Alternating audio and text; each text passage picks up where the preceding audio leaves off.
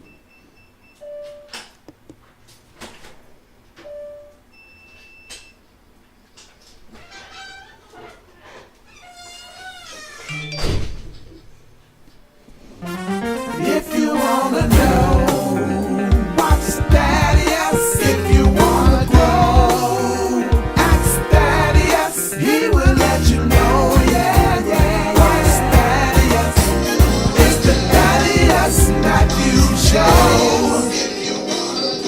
He's not afraid to tell the truth, he is the one that will inform you about all those jokers that are doing wrong. You cross the line and then it's on. Sometimes the other news don't get it right. They don't get it right. What Daddy does his homework every night. What's local news, world news, national news, he's gonna keep it tight. For the people he will fight.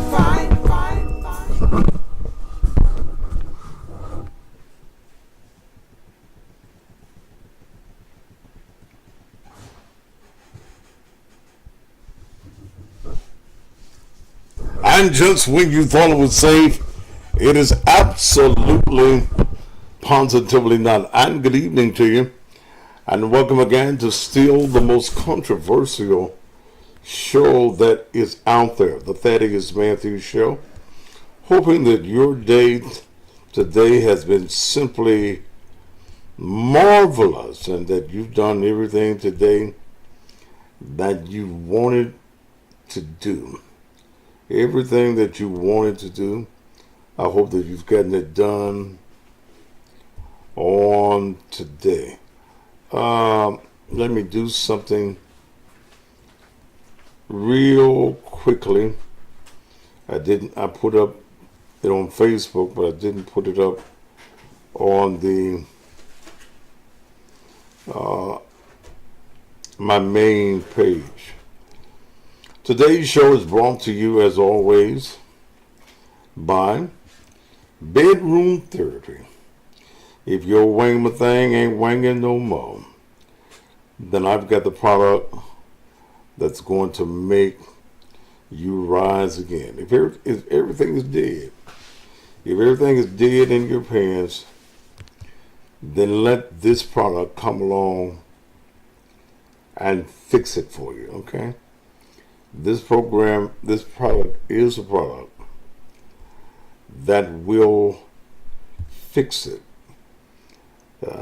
There's no doubt. I'm selling this product all over this country, all over the country. People all over the country are buying the bedroom therapy, whether it's in the coffee, or whether it's in the peel, or whether it's even now in the honey. People are buying the product. And I'm trying to do 4 or 5 things at the very same time that I forgot to do right before I came on the air. But give me just a moment. And if you would like to order this product tonight, all you got to do right now, all you got to do, if you want 5 of them, all you got to do is send me $60. That gets you 5 of them. What am I trying to do? Here's what I'm trying to do. No, 'cause you're gonna know how to do it on my phone. Don't look like I know how to do it on my phone. It's usually very simple. I'm trying to share it. Yeah, but I'm trying to get back off of one of these other pages. As y'all can tell, Mel is at home this evening. And I want Mel to just sit there and watch me this evening. Can you do that, Mel? Mel finna go in the back. Huh? I'm finna go in the back. You going back? Well, then be quiet right now then. Okay. Alright. So I can figure this out real quick so I can get into there they go speaking to Mel. Hey Mel. How you doing, Mel? You okay, Mel? Hey, I don't know why I can't do this on my phone. Does Pastor sell those custom pastor t-shirts? Yes. Yeah. It's not something that I really have pushed a lot. I've got all these t-shirts. Everything I wear has my name on it. Y'all wear stuff with white folks' names on it. I wear my stuff with the greatest nigga I know alive. Me. All of my stuff, my suits. I think I must even start putting my name on the bottom of my cuff on my pants. I got some outfits I got to take to my tailor. How come the fuck I can't get this? I got some stuff that I'm going to take to my tailor for my Las Vegas trip. I'm trying to get to my main page on here. And I can't do it for some reason. I've been doing it all day long. But I got a very spirited show. You have your own line of suits or you just embroider names. See, now you worry about my suits. Don't worry about my suits. Worry about your man's suits. Well, I'd be the sharpest mayor that y'all ever had in this city. I'd be even more sharper than Willie Harrington. Because Willie Harrington wore them gray suits, them black suits. I've been put on one of them blue pinstripe suits with the orange stripes in them. I've been wore, I saw a suit the other day that I liked, so that I take it to my tailor and let him do the hookup. If I buy a suit in a store off the rack, I don't wear it like that. I will buy it off the rack, then I take it to my tailor. That what you're so right, Lola. That puts my embroidery on it, puts my flaps that I put on them, take it up. If I decide that I want custom pastor on my 2-inch cuff, then She does that as well. That's just how I do it, man. You know. And as mayor, I would not, because I've had some people that say, "Well, you have to be conservative." What the hell is conservative? Okay, hustling pastor. That ain't my name, brother. I read, so get it right or get gone. I'm not a hustler. I don't call myself a hustler. I'm an entrepreneur. I know how to make money, and that's what I do. And that, if y'all will listen to me, sometimes you all could learn how to make money and not depend on the white man or depend on the stimulus check. And I still cannot, for the life of me, get to my main page so I can get into my show. But what was that guy's name that I mentioned this morning? Was it Walter Cole in Kansas City, Missouri? Doc, I'm still waiting to hear from you, because until I hear from you, you're cut off. And then you decided that you're going to try the backdoor deal. Yeah, that's what you decided that you would try. You try the backdoor deal, and in the backdoor deal, what you would do is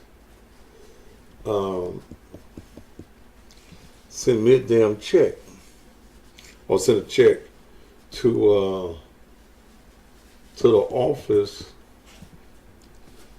in Atlanta. Man, I can't get back to my main page. But you gotta log out.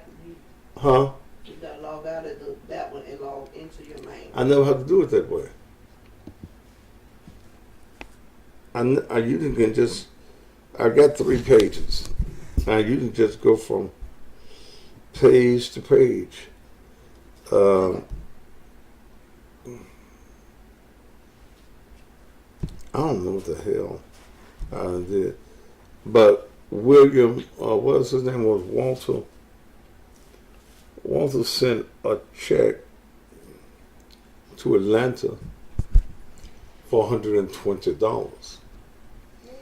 Made the check out to the custom pastor. I ain't got no account called the custom pastor.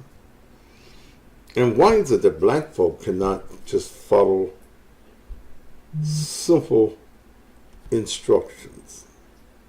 Okay, that's all I ask you to do, is to follow simple instructions.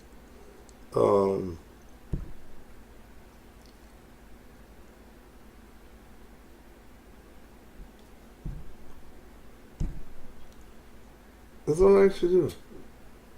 Remember, were you trying to share it on your main page? But I gotta get back. I just, Huh? so you can't get to your main page? I can't get to my main page. Oh, because I just tagged you in on your main page. Do what, baby? I shared the video and tagged you in. On the main page? Mm-hmm. Is it on my main page? See, you can't put nothing on my main page. I know that. That's what You can't put nothing on my main I know page. that. People, no one can add nothing I know. to my pages. I don't know what the fuck I did. And this is a hell of a show.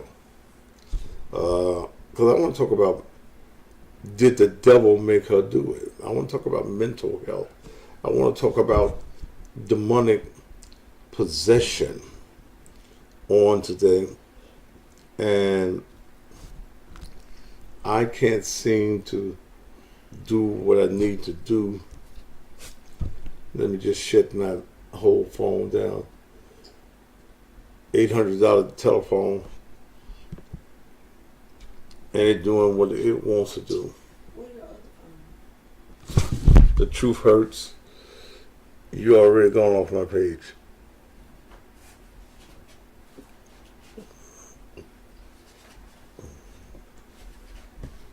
Okay. You know, and to all you jealous ass men, I can't help that I'm what you want to be. when you grow up. I can't help that. There are those of you who are asking, am I serious about being the mayor of the city of Memphis? And my thing is, out of the people that are running, or who have said that they are going to run, who in the race do you think that's in the race can beat me? See if you can get on it from I can't, everything's, baby, thank you. Okay. Thank you. Just sit down. And none of it connected to this phone. I'm just saying, bye, baby. Thank you, baby. You're welcome. None of my stuff is connected to my alternate phone.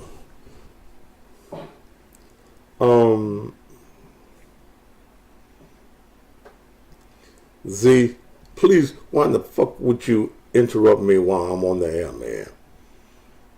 I don't give a fuck about that t-shirt. It's being printed, man. But why would you email me in the middle of my show? I mean, some of you are very, what's that word you hear the old people say? Uncouth. You have no couthness. Okay?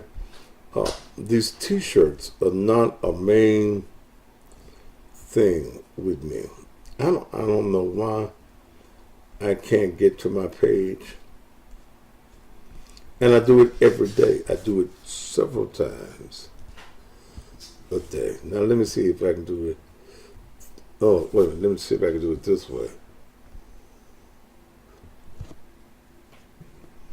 All right. Okay. I have so many things to be going on, man. I have a million things that I be trying to do.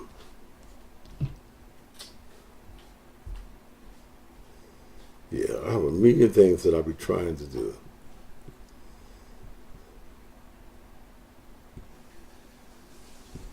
A million things.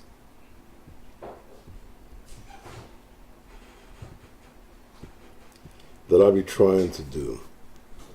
All day, every day. You know, I'm getting ready to pick up several more platforms for the show. And it's, hey man, it's a blessing that you're contacted by people that want you to do something else. Thank you. You're so sweet. Just so kind. Most of the time. But I am going to, as you heard yesterday, you heard Dominique, thank you, Dominique Mitchell yesterday. I'm going to be also joining the XOD network out of Atlanta, which is the Excellence on Demand.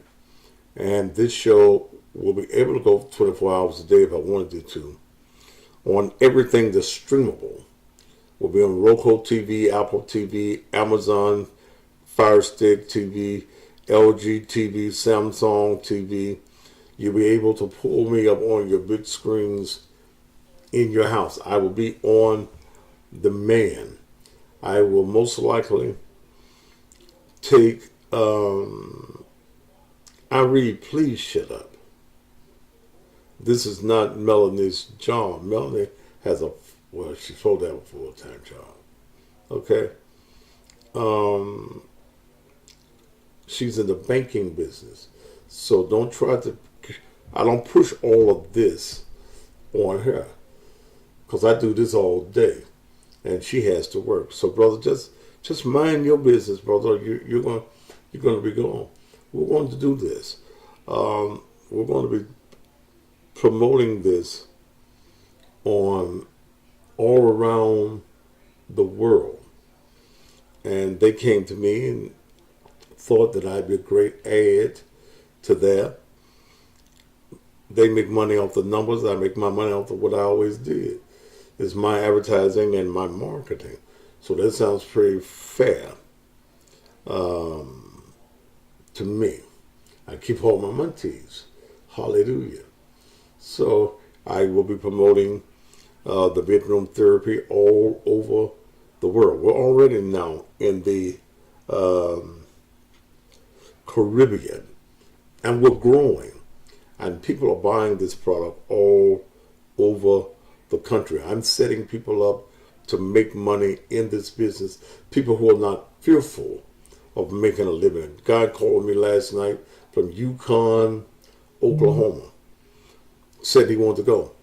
And what was so great about that area in Oklahoma is that this product used to be in that area until a white boy got out of place.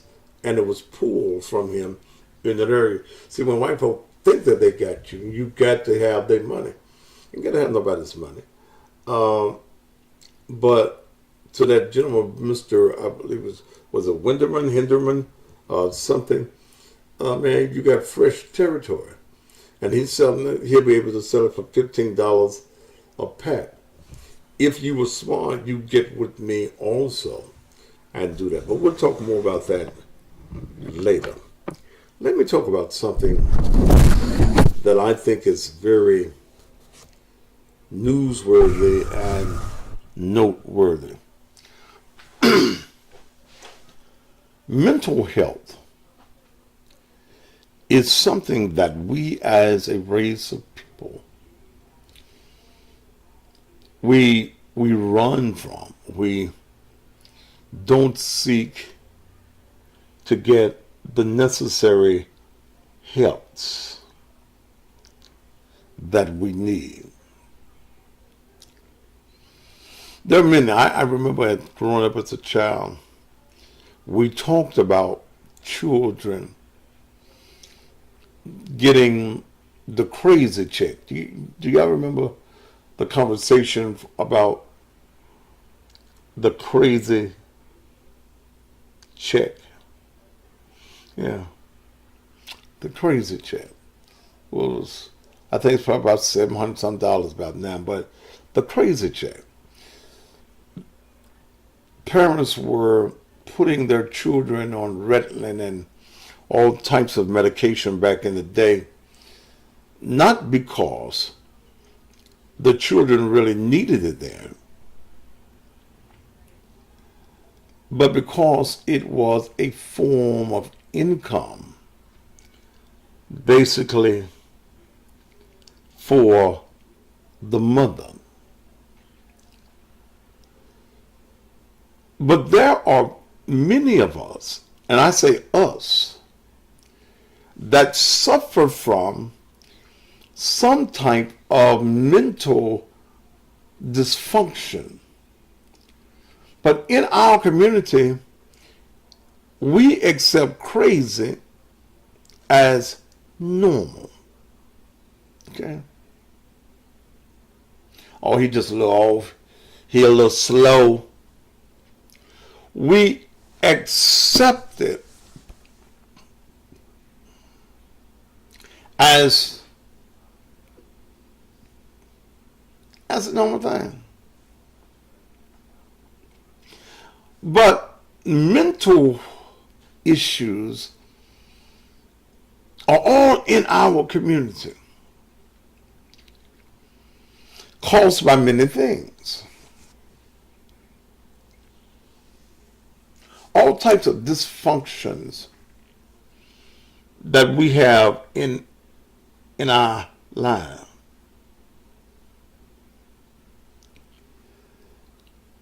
All types: depression, postpartum depression, bills, grief, loneliness, bitterness, evilness brings on mental dysfunction, mental illness. Many times we don't seek help because we don't want nobody to think we're crazy. That was a time I can remember Y'all got to keep on playing with the word. We know what you talk about, okay? The spelling police, y'all can sit down, okay? That was a time I can remember when they would take the slow person. They call him retarded.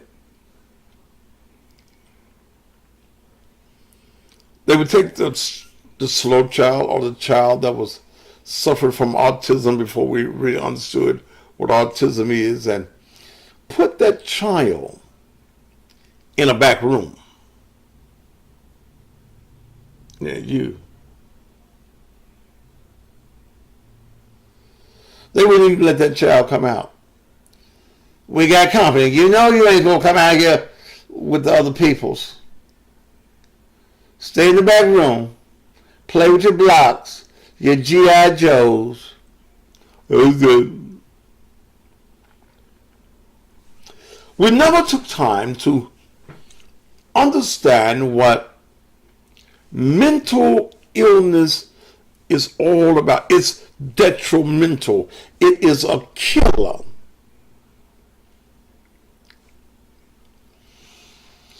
Here in the city of Memphis, over the weekend, young woman, I forget the age, Laurencia Reed. Laurencia Reed, this weekend, right here in Memphis, Tennessee, told her 10-year-old daughter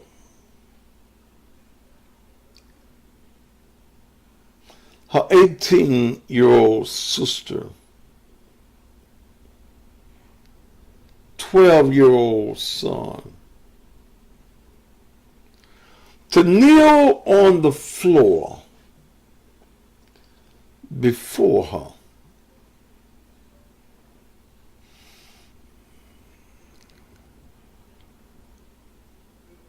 I think there's another son as well. She killed her 10-year-old, cut her, stabbed her 18-year-old sister about 13 times, attempted to drown her son. When the police got to her, she tells the police, I told them to get in a kneeling position. My sons did, but my daughter and my sister didn't. And they had to go. So I did what I had to do.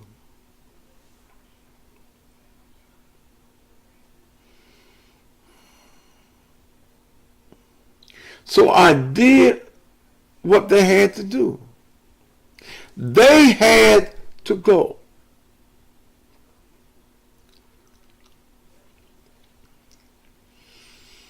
There are many that will not believe in demonic possession. There are those who will not believe that Satan has the power if you are weak and if you allow him. And if you do not seek help and you do not get you some therapy, will not come to grasp with the fact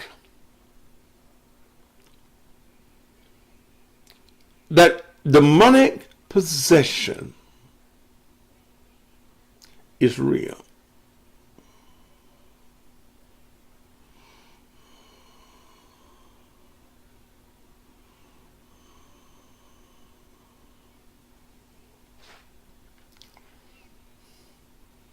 Demonic possession.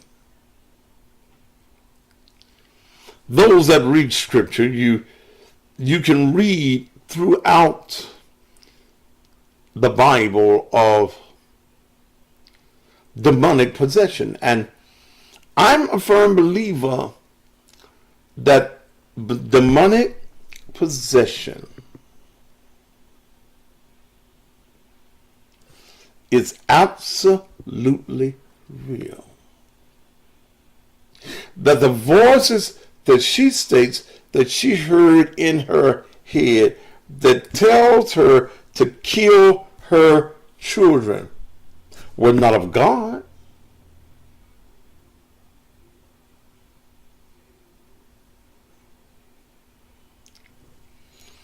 But Satan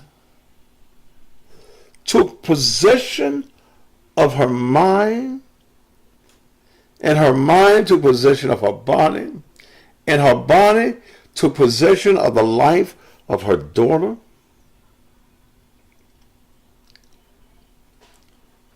Tried to take the life of her sister and her children.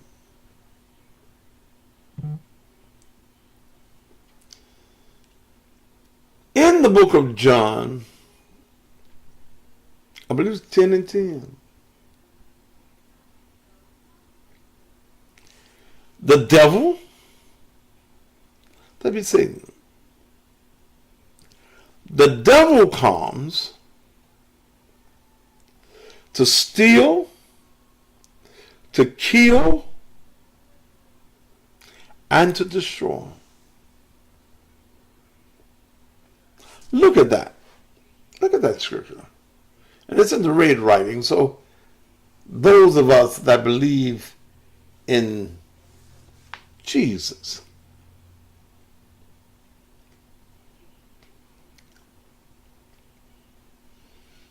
would agree with him when he says, the devil comes. His mission is to come. He comes to steal your life, steal your joy, steal your motivation, steal your life. He comes to steal. He comes to kill. And he comes to destroy. Her life is destroyed for the rest of her life. No matter what happens to her judicially or whether she's placed in an institution, her life is not the same. And her life took the life of a 10-year-old child trying to take the life of her 18-year-old sister. There was a massive demonic possession that took place in that house.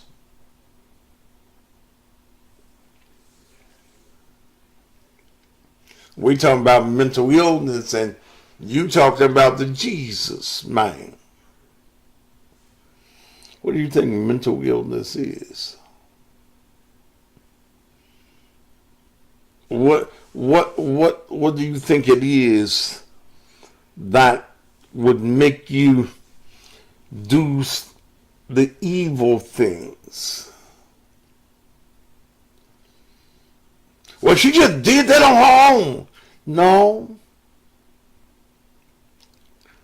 That was not an on your own movement.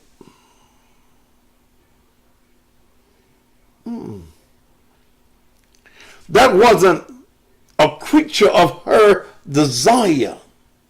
That was a creature of something that was evil, something that was demonic. In fact, more than likely, she would have taken her own life. Why didn't she kill herself first? Because the mission was from Satan, kill them?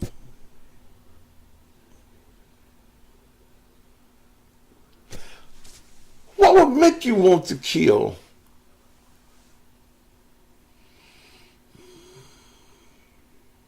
your children? Were there signs of this evil spirit that was on her? Was it something that happened all at once? Or was there a build up to it? Where was the family?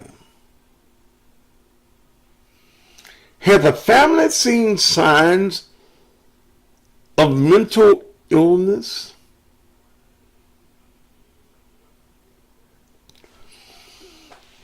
Did demonic forces just all of a sudden say, whoop, there she is, let's have her?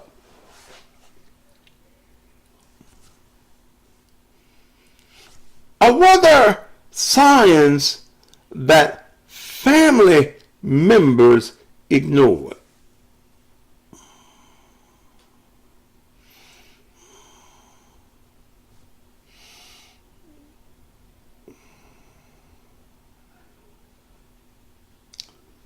There's reports that DHS was involved. Why? Why did DHS go there?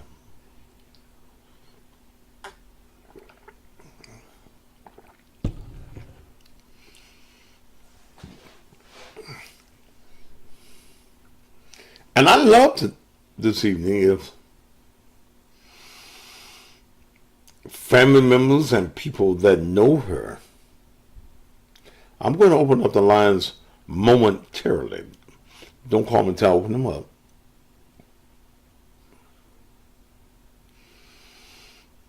And I forget her age.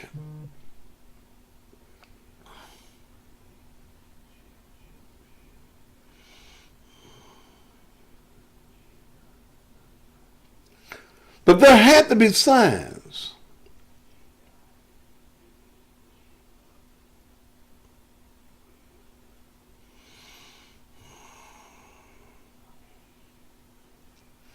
Did the family care?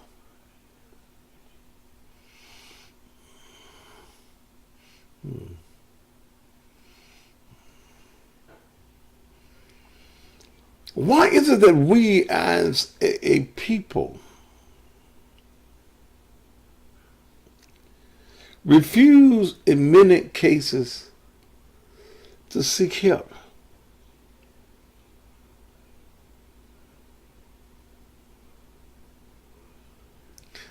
The woman says, I did what I had to do. Why did she have to do it? Because demonically, there were voices in her head.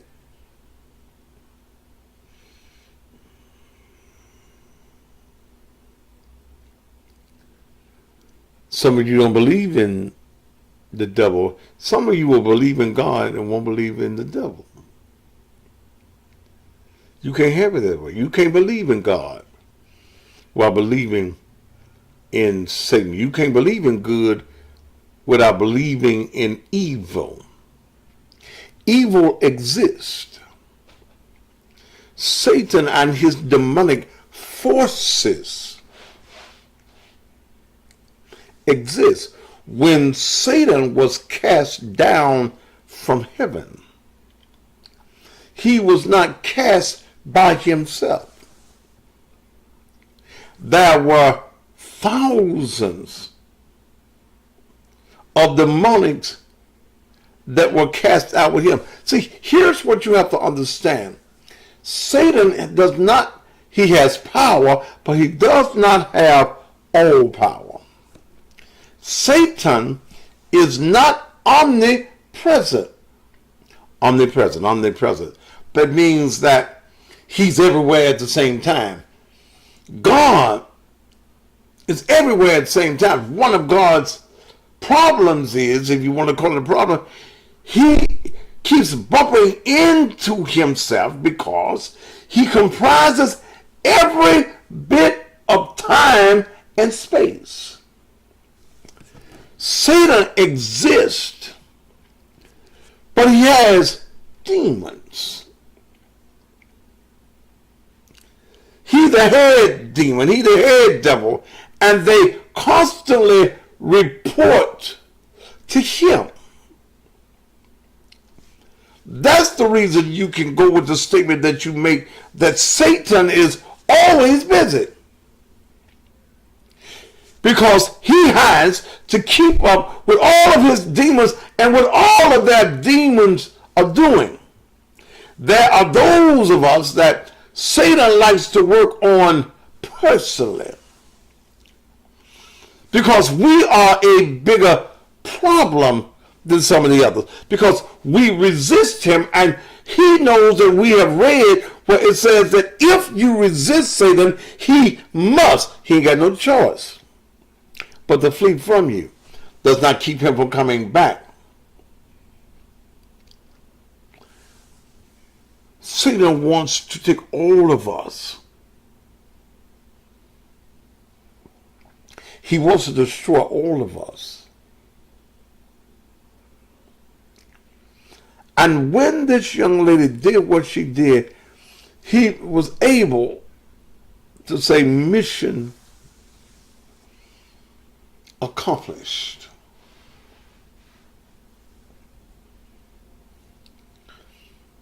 Some of us, Satan has to get permission from God to mess with us. Huh? Some of us who are strong in the faith and strong in the belief, Satan just can't arbitrarily come and try to destroy you.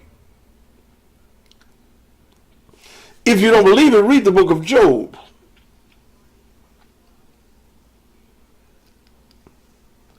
Satan had to get God's permission to come after Job. I don't mean to give you no Bible class tonight or no God class tonight. But we're dealing with something very delicate. In some of our lives, the reason that Satan has not been able to destroy us is because God has placed a hedge around us. When I was in my driveway several years ago, and 3 individuals sought to kill me, and one told me to lay down on the ground after they put a 9mm to my head in my driveway. My faith, my conviction in God said, if you're going to kill me, brother, you're going to have to kill me standing up. I will not lay down for you to kill me. The man with the gun was dumbfounded. His partner, who was behind my truck, just opened fire, wasn't 5 feet away from me. Pow, pow, pow, pow, pow. I'm looking at the fire that is coming from the muzzle of this weapon. I'm screaming and I'm hollering Because I'm sure I done got hit. This is what, about 3-4 years ago. Melanie was in my house, heard the shots, and called the 911. I ran when the shots went off. They, knowing how close I was, they knew that they had killed me.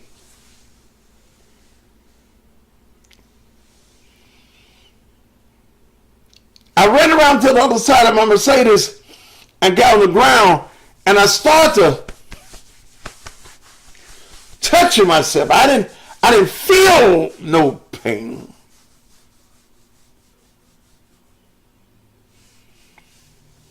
I looked over the car.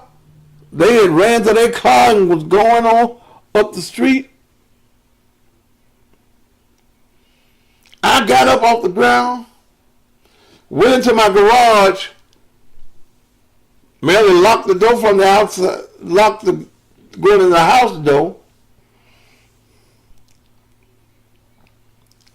Somebody asked me, because I took the video and I put the video up of my cameras at the house of them shooting at me, and they could see the muzzle. Somebody asked me, how come you ain't dead? Stupid question, but yeah, they asked me. I said, the hedges. They said, you didn't have no hedges out there. I said, yes, I did. God had placed a hedge. Y'all ain't with me this evening. God had placed a hedge. I think I said it again. God, my personal landscaper, had placed a hedge around me. Sent me some yard men by the name of grace and mercy. No, they never got them. They probably didn't even look for them. But I'm still here. They put a great big camera on my street at that time.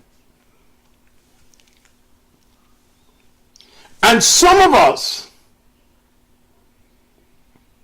are not living under the shield of God.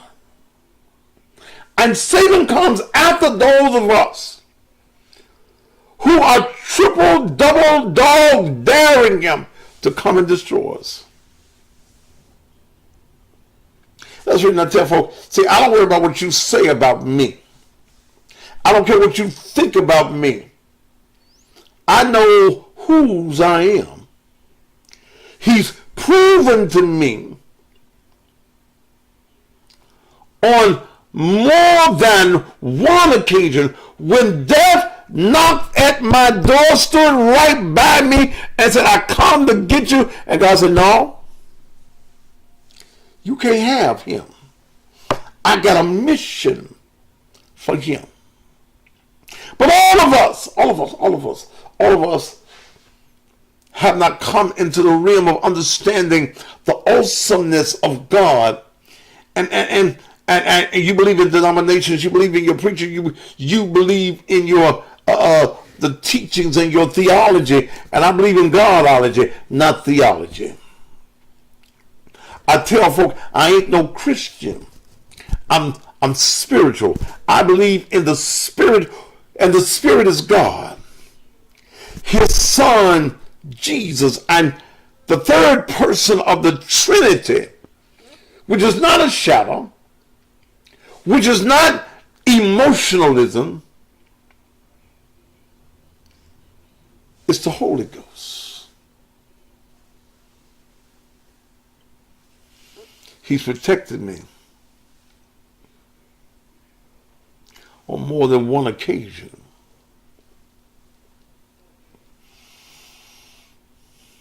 Somebody listen to me know God good. Yeah, I ain't got to tell you. Somebody watching me. You already know. You know He good.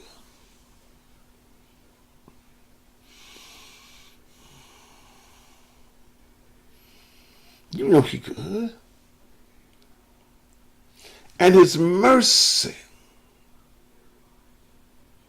good God Almighty, is everlasting. I looked at the picture,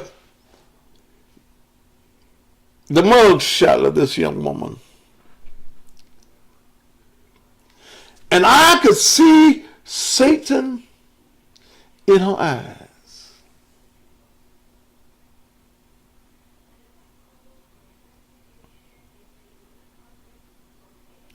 Satan, that wicked demon that hell was prepared for, came into this woman's life.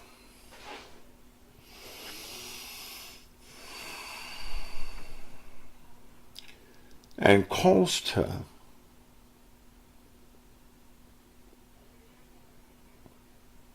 to never ever be the same again.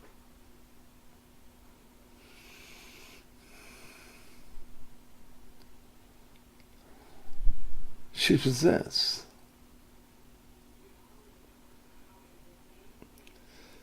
The devil is residing in her and residing in her spirit, in her consciousness,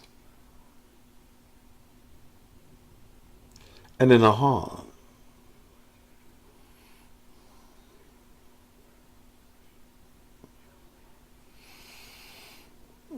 I don't know what they're going to do. She's got charges that'll keep her in jail the rest of her life.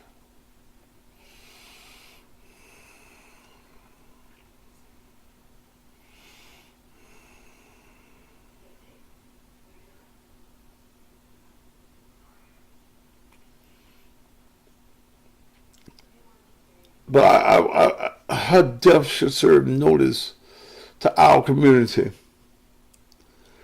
that if you need some help, get it.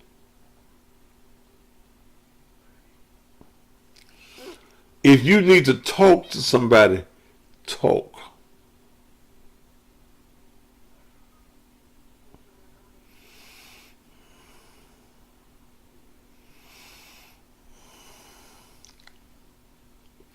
If you find yourself slipping, if your thought pattern slips into something you know that is demonic, get you some help. Let me tell you something that your preacher gonna disagree with me on. Don't go to Reverend Johnny Appleseed.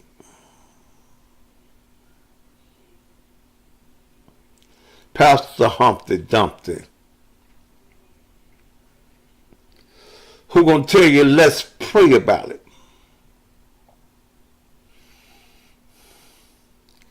Baby, get you some professional help. Somebody who has dealt with this issue. Somebody that has been thoroughly trained in this issue.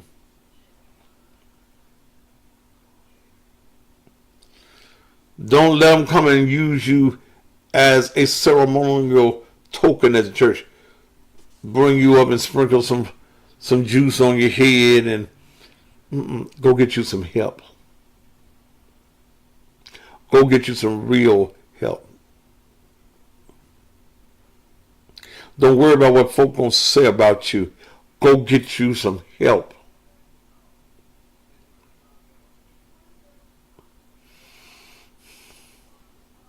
Some of these Negro preachers, they can't do nothing but hoop and holler, and they don't do that good. They can't do nothing but emotionalize you. Las Vegas, I didn't tell you to call me, so I don't even know what you want. Don't call me until I tell you to call me. Stop using the church. And I see somebody just put it up there, as your source of treatment for mental disorders, because 99% of your preachers are not prepared for it. If you come to me and tell me you're crazy, you think you're crazy, I'm going to pick up the phone. And I'm going to call the Memphis Mental Health Facility.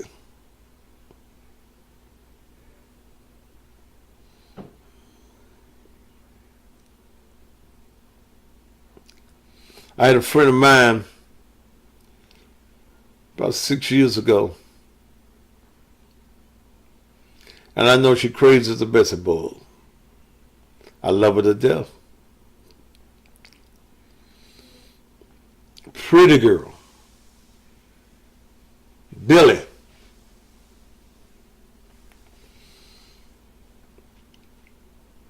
This girl, and she's pretty she can be. Y'all know who I'm talking about. Betty Jean.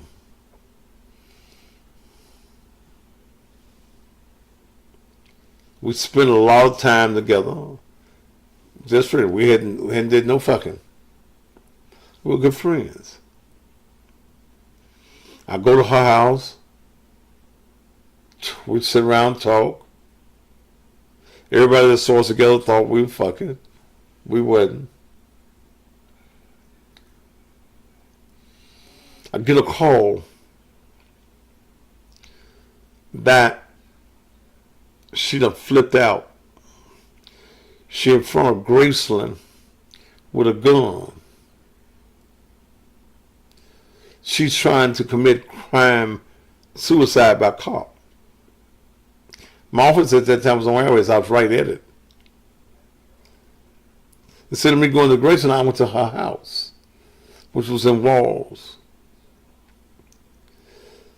After the white policeman saw how pretty she was, they took her to Piccadilly's and got her something to eat.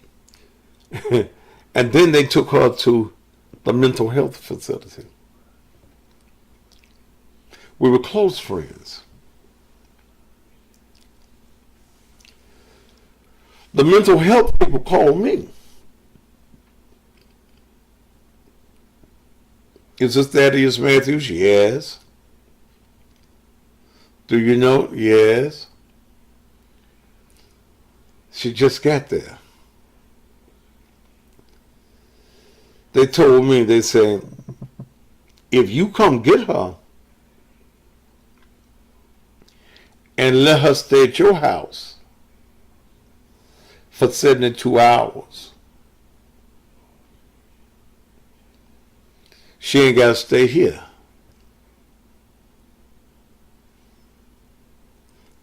I said, well, y'all, she just got there. Y'all ain't gave her no treatment or nothing like that. Well, we'll let her go in your care if you watch her for 72 hours. They put her on the phone. She begged and pleaded, let me come to your house.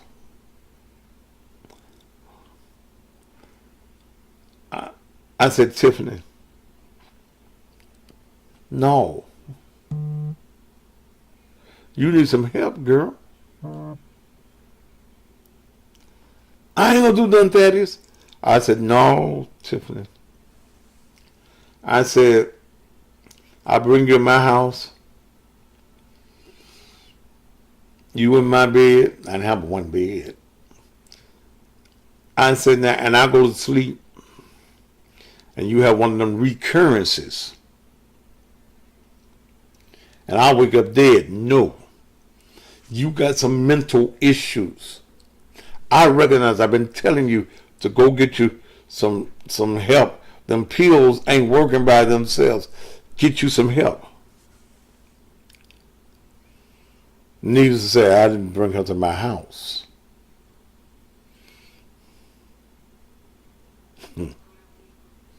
Didn't bring her to my house. They kept her for the 3 days and they let her go. See, one of the things we also got to be concerned about, and y'all timing out for the first hour, Instagram, and y'all need to download the XOD Network app, because I'm pretty soon, that's what I'm, in a period of time, that's all I'm going to do. XOD Network app. You need to put it on your phones. You can put it on your TVs, where everything that you have that has apps on them. XOD. All right, we're going to get back into this conversation. I'm going to talk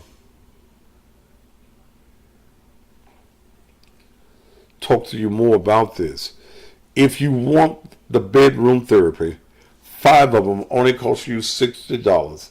It works. I know. It absolutely works. If you want the pill, the same price. You want the coffee, same price.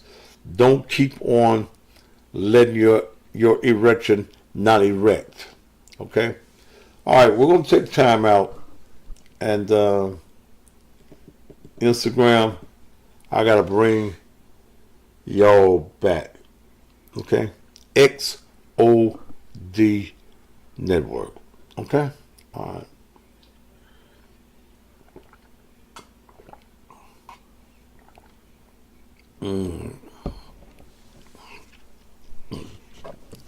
All right, those of you who are still here,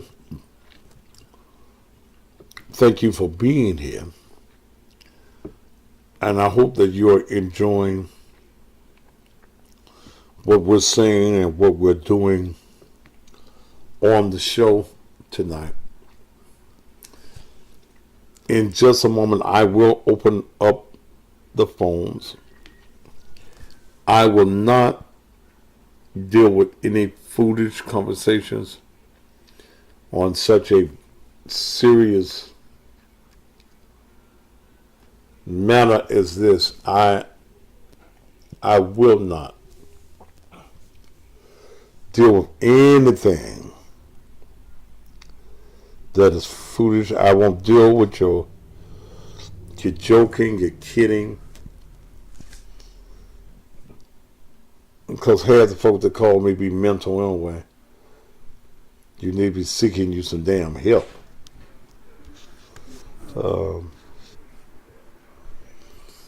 That's what you need to be seeking.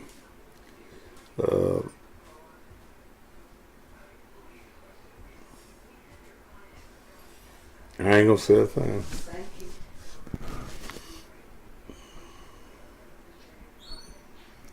I ain't gonna say a thing.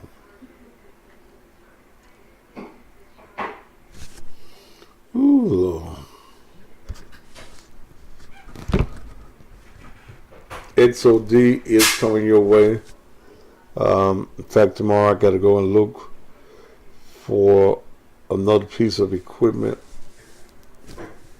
that will add to what we do. Okay. Thank you for being here on tonight.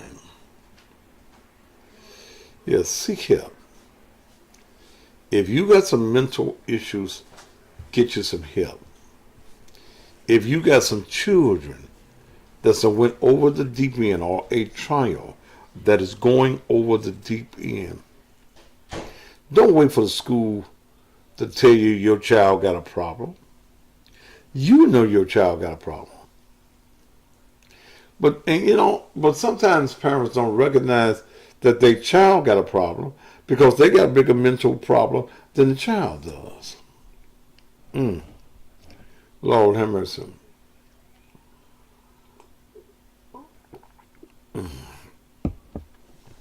Yeah. Some of you as parents get a bigger problem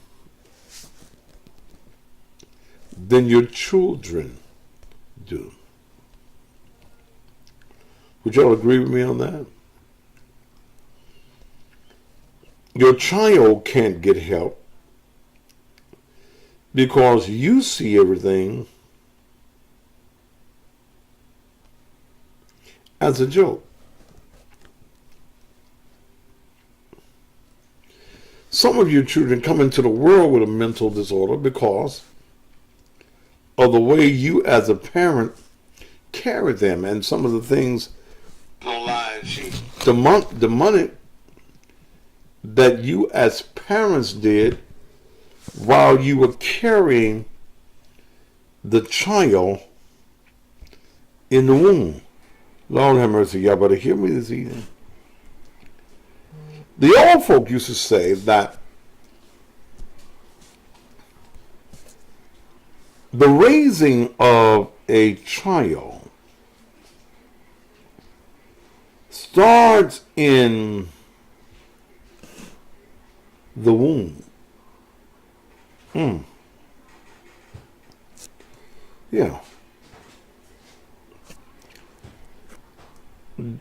Old women used to tell young women you couldn't read certain things. Don't look at certain things on TV when you're carrying that child.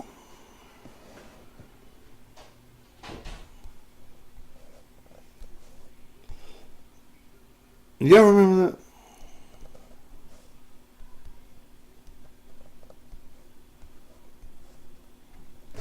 Do you remember those days? Don't read the comic books. They would tell you to read something with some knowledge. Made my mama read the Bible.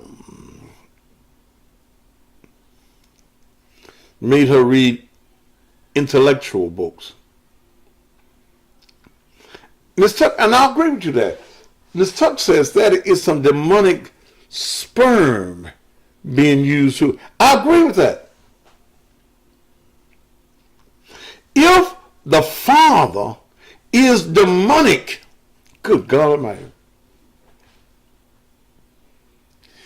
If the father of your child is of the devil, is demonic, then the seed, the sperm that is in him is demonic. You better hear me. You need to be careful with who you sleep with.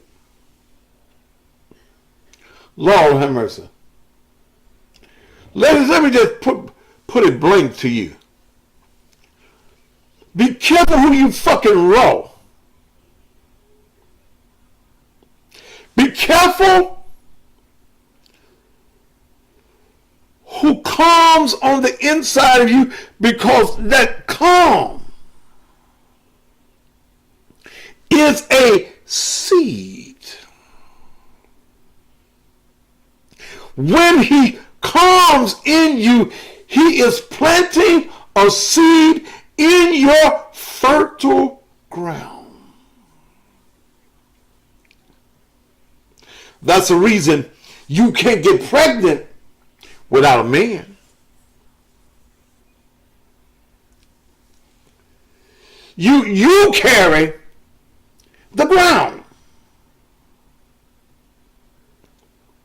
You carry that which must be tilled.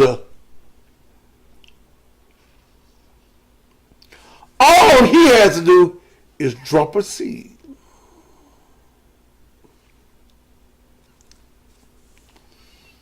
And sometimes you screw him over and over and over and over again. He ejaculating, he's coming, he's planting a seed in you every time. He puts a seed on top of the seed that is already have on you. And that mother carries a demonic child for 9 months. And while the seed is there, the demonic father, if he's around you, he constantly having demonic conversations. I don't know if that little motherfucker man or not.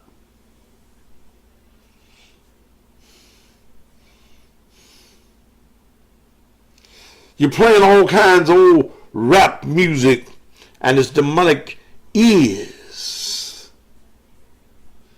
Picking up all of your demonic conversation. You do know that that child can hear you.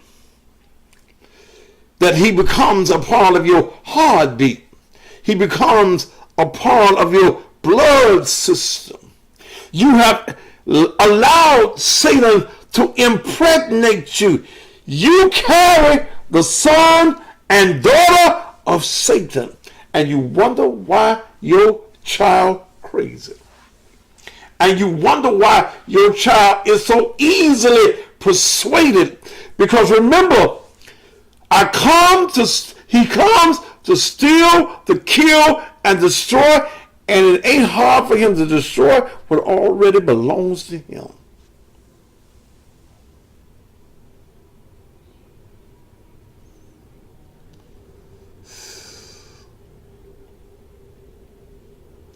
Did you hear what I just said? It is not hard for Satan to destroy that which belongs to him. If the seed is demonic and it's of him, that's his child that you carry. And he knows and has every plan to get his child back. Is this too deep for you tonight?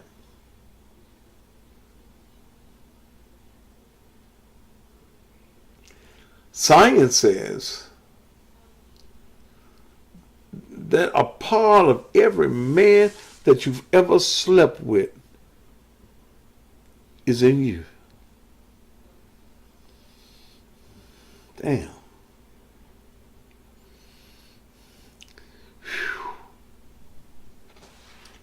Listen to that.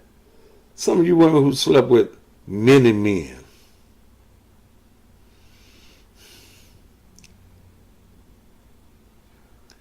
That are part of the DNA of every man that you slept with is in you.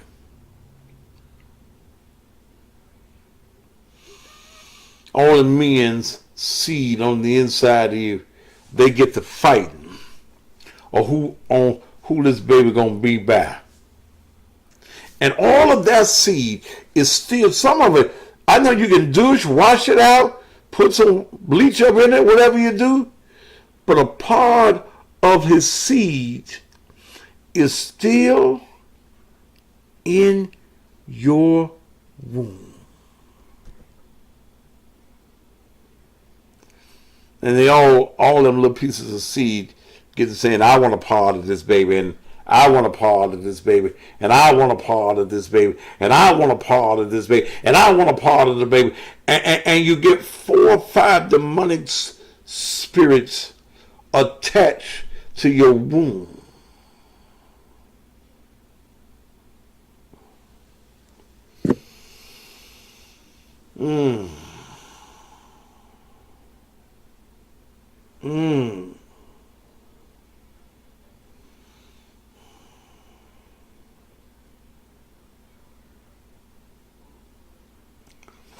Let me give you something. Even when you put on protection, the whole dick ain't covered.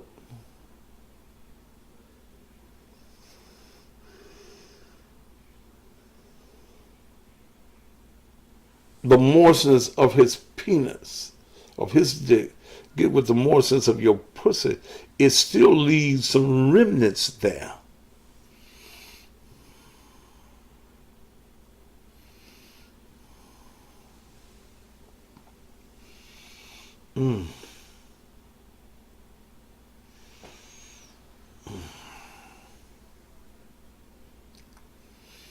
I know some of you don't want to hear this, but you are of the devil. Your child is in prison right now. Your child is a robber and a killer right now because of the DNA that's in you.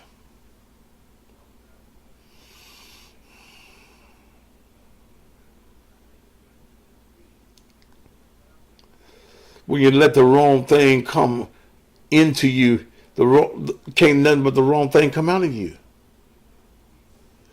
Let me give you that again. If you put the wrong thing in, the right thing can't come out. If you put devil in, devil comes out. And it takes only a God to cure him. Some of your children need to come out of your womb into a rehabilitation of their mindset, because their mindset is already warped. For 9 months, they have been the devil's child, and they've been listening to your devilish conversation, reading the same devilish books that you've been reading. What else do you expect them to be?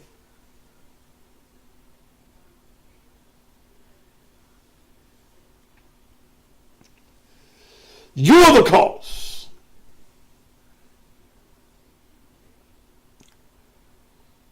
Of the mental breakdown of many of our children.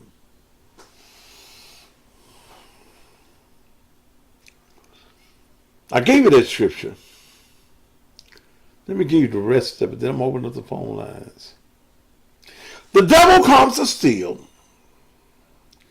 to kill, and to destroy. But it don't end there. It don't have to end right there.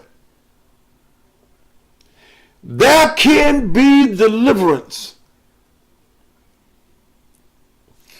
But that was Jesus talking. But I am come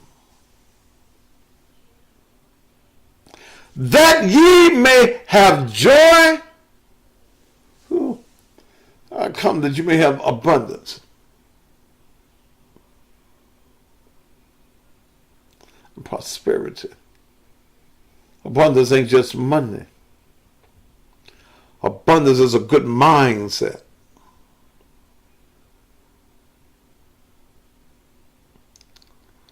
That there can be deliverance in your life. You won't seek deliverance. You think you can fight. Some of you are not ready to fight the devil. Go get you some help. Please go get you some help. Take your children to get some help. If all your children have known is your craziness, your children need some help.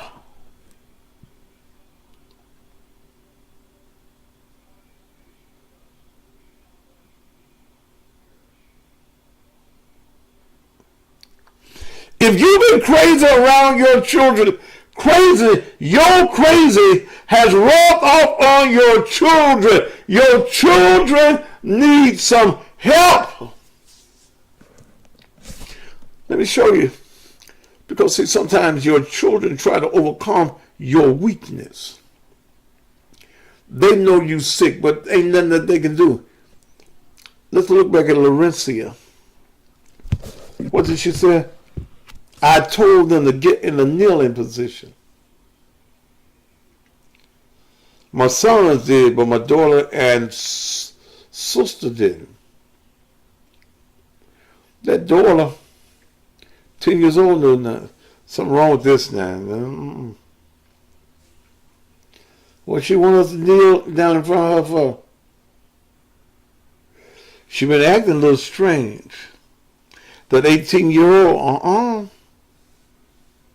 that boy wasn't going to be drowned. The children knew something was wrong with their mama. And you know what? I'm willing to bet you a dime to a donut hole. Something wrong with mama, big mama.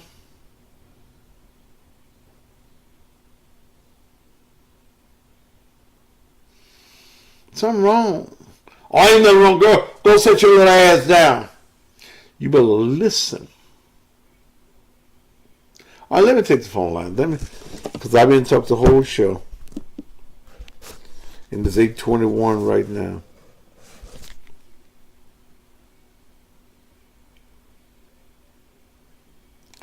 Somebody says Laurentia was naked the whole time. I don't know. You want to talk to me about it?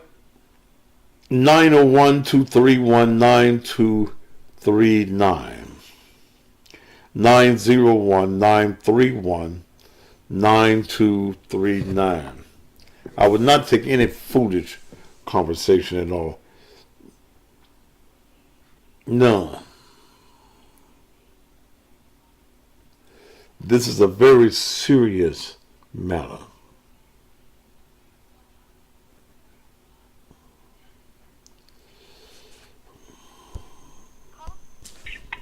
Gina. To accept, press 1. To send a voicemail. Go ahead. Yes, I'm calling because of what you're talking about mental health. And a few years ago, well, it's been a long time, over 10 years ago, when I was in my early 20s, I was having very massive depression. And I went to the doctor. And the doctor told me, he asked me, "Are you a Christian?" And I said, "Yes." And he said, "Let's pray about it." And what? That's all the help he gave me. I hope you went somewhere else. I did, but it's not just the pastors.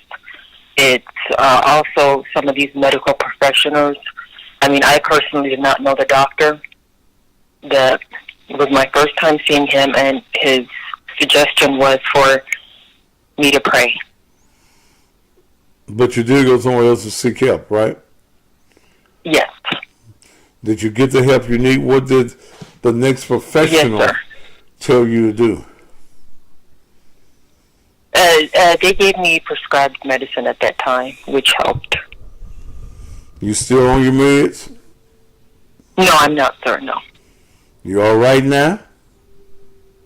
Yes, sir. What makes you all right? I don't have that great depression that I used to at that time. And what was the depression caused by?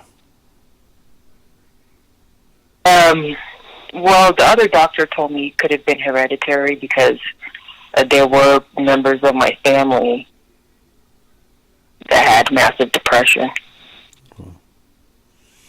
But you feel you're okay now, right? Yes, sir. Okay. Mm-hmm. All right. Well, thank you for your call. 901-231-9239.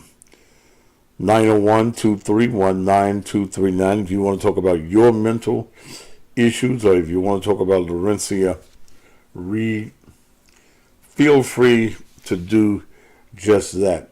901-231-9239 is the number.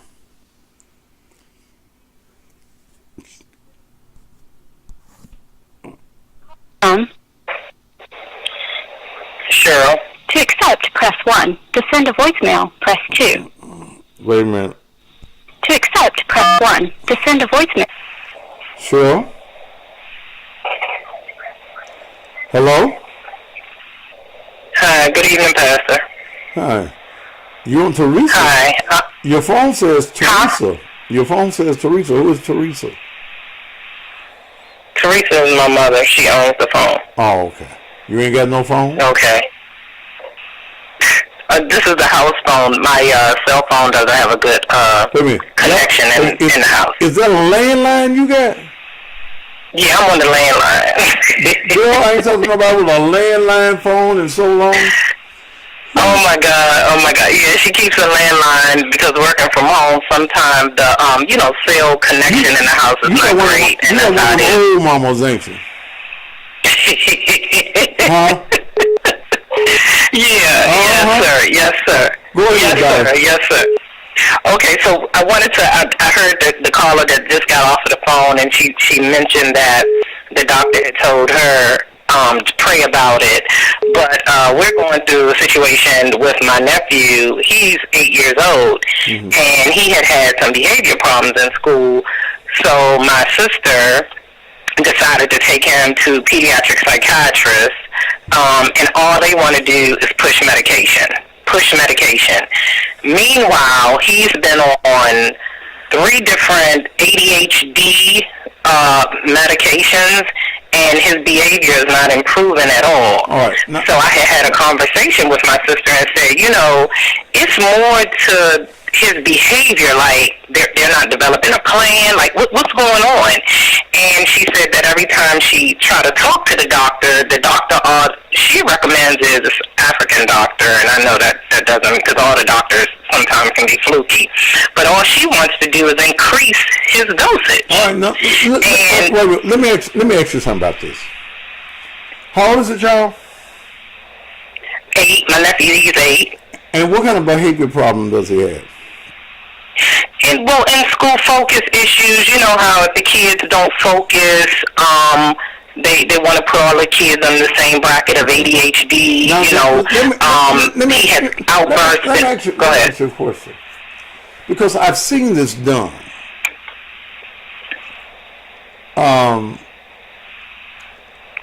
Children have behavior problems, and you want to go get some medication put on. Let me ask you something. Has she tried whooping his ass?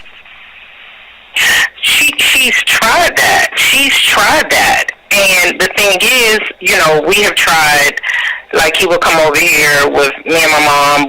We have tried, like, taking away, these young people all into, the little ones are into electronics and things of that nature. So we've tried. His dad is involved.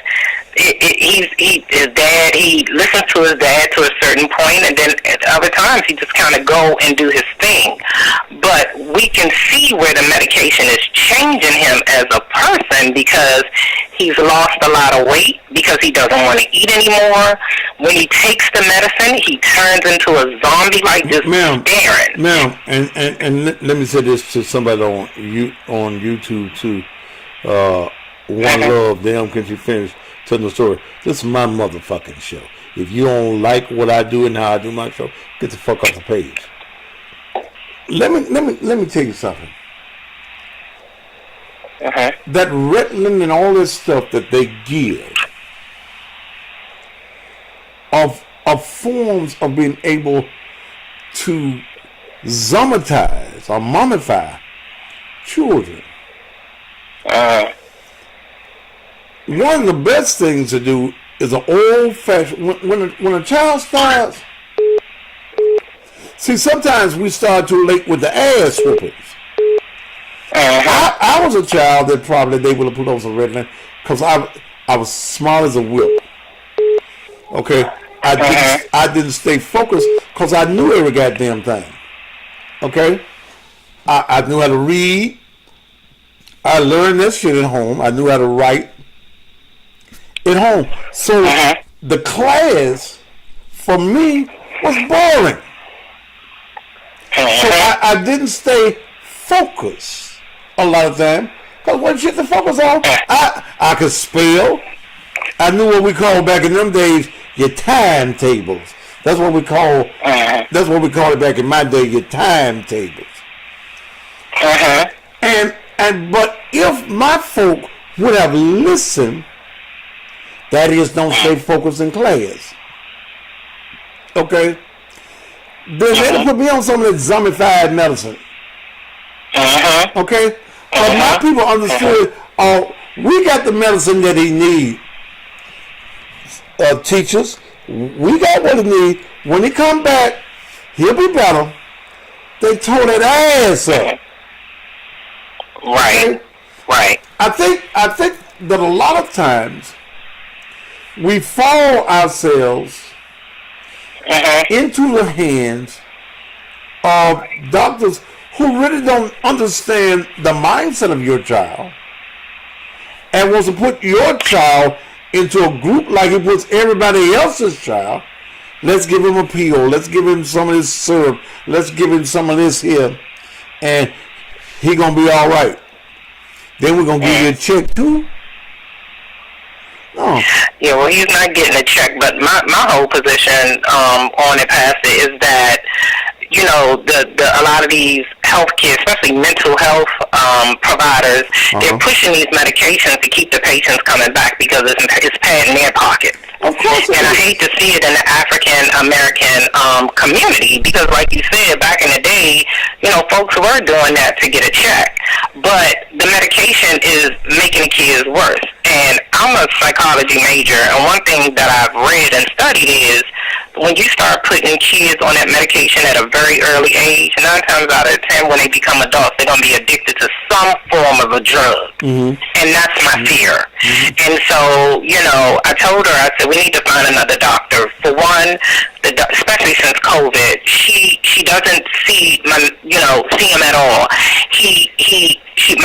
My sister will call and say, hey, he's running low on meds. She'll send a prescription in the damn mail. Never asks for him to come in, check him. Meanwhile, he's losing weight. He doesn't want to eat.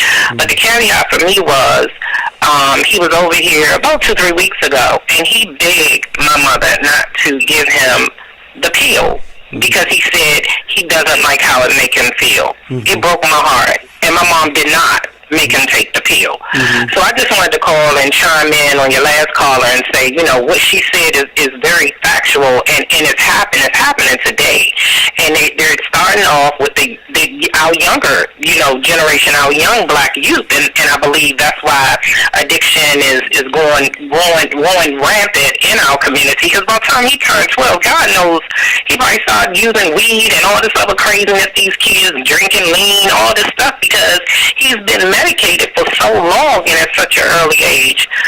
Well, Pastor, thank you for your show, and I just want to, add my input. Let me add something to that. I'm a firm believer that if you start drugging a child as a child, you build up an addiction spirit or an addiction mindset in his body. And then he graduates because his body is used to being addicted to something that he has to find heroin, cocaine, marijuana, pills, or something to keep that same feeling that his body has had for all of these years. So I think that drugging our children at a young age and not whooping that ass, okay, I think we do them a dishonor. Thank you, ma'am, so very much for calling. Yeah. Thank you, Pastor. And please run for mayor. Please run for mayor. If I could have sent my vote for Maryland, I would. But please run. I definitely will send money, whatever. But I think you'll be an excellent cousin mayor. Take care. Good night. Thank you so much, ma'am. All right. Bye-bye. Call from. Hey, man, call me when you get off the air. Bye. To accept, press 1. To send a I don't know voicemail, who the press 2. fuck you are. Okay.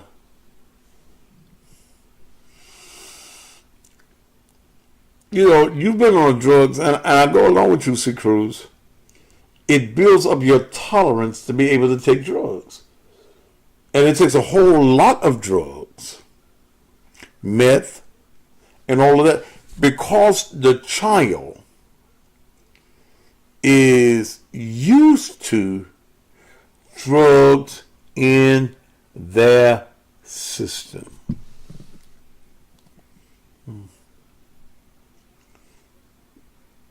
I'm trying to make up my mind to run for mayor. I really am. I got 2 things that I got to do. 2 things. One easier than the other. 901-231-9239. But as of right now, my mind's set on it. 901-231-9239. but I'm gonna still do my shows. I do my shows if I do them from City Hall.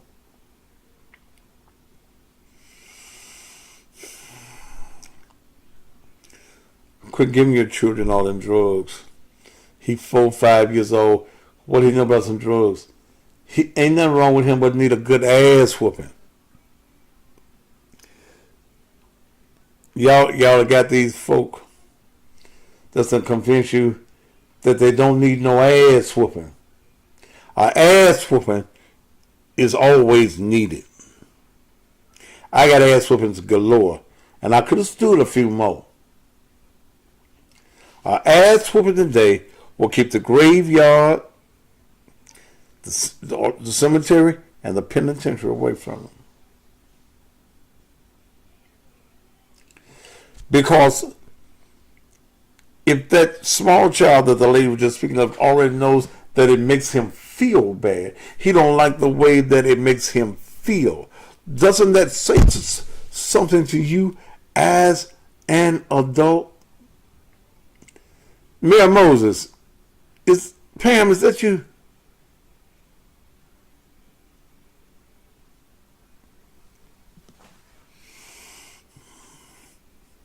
Yeah. A belt switch, a racetrack piece.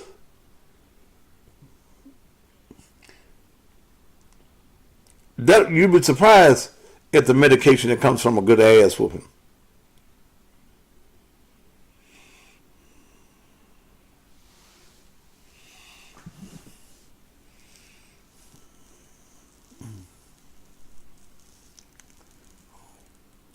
(901) 231-9239.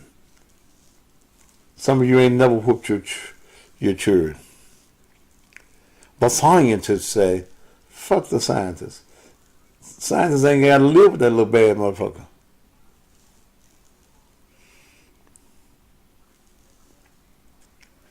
You want to act like white people. And the reason that I was in a store once, and I wanted to whoop the little white lady's child my damn self. I ain't gonna do it. Put that down. Bernard or whatever his name was. Mayor Moses, is that you, Pam? I ain't gonna do that. Yeah.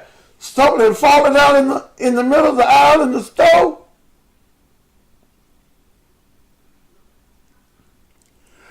I said, ma'am, do you ever beat his ass? Because I couldn't take it no more. I was on the same aisle. Do you ever beat his ass? No, we don't whoop him. That's the reason I left motherfucker on the floor. Shit. He's stupid. He ain't got no black nanny or something. Because he need his motherfucking ass to all the goddamn pieces. He wouldn't act like that with a good ass whooping. Shit. Denise, to accept, press 1. To send a voicemail, press 2. Go ahead, Denise.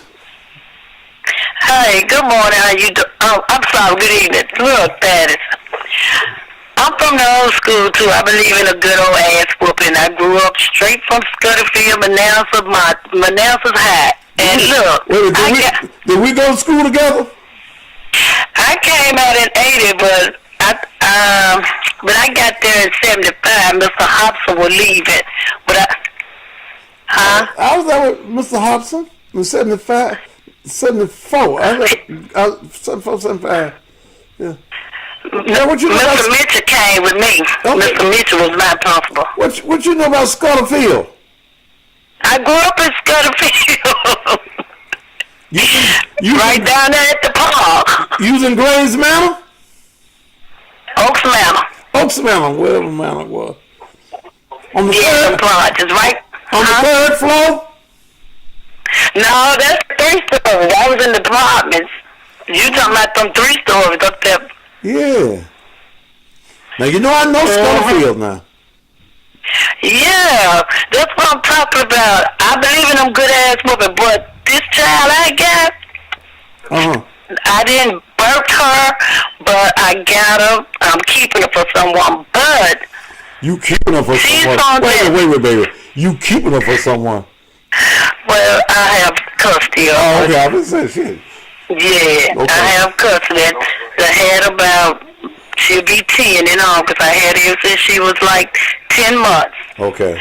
And I have whooped this baby, They sprained ain't her, talked to her, baby, they ain't sprayed coming- over. Wait, babe. Because you leave me too many openings in this shit. Okay. They ain't coming back together now.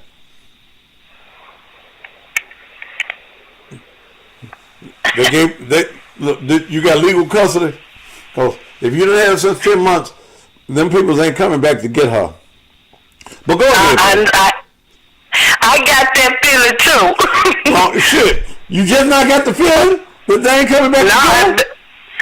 I've been knowing that ever since she asked me to watch her. But Actually, wait. Damn, baby. You keep leaving me all these good openings.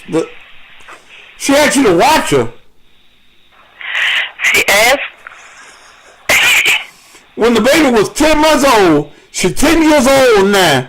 She asked you to watch the baby till I come back. But I keep her till she get herself together. Yeah. So she ain't together yet.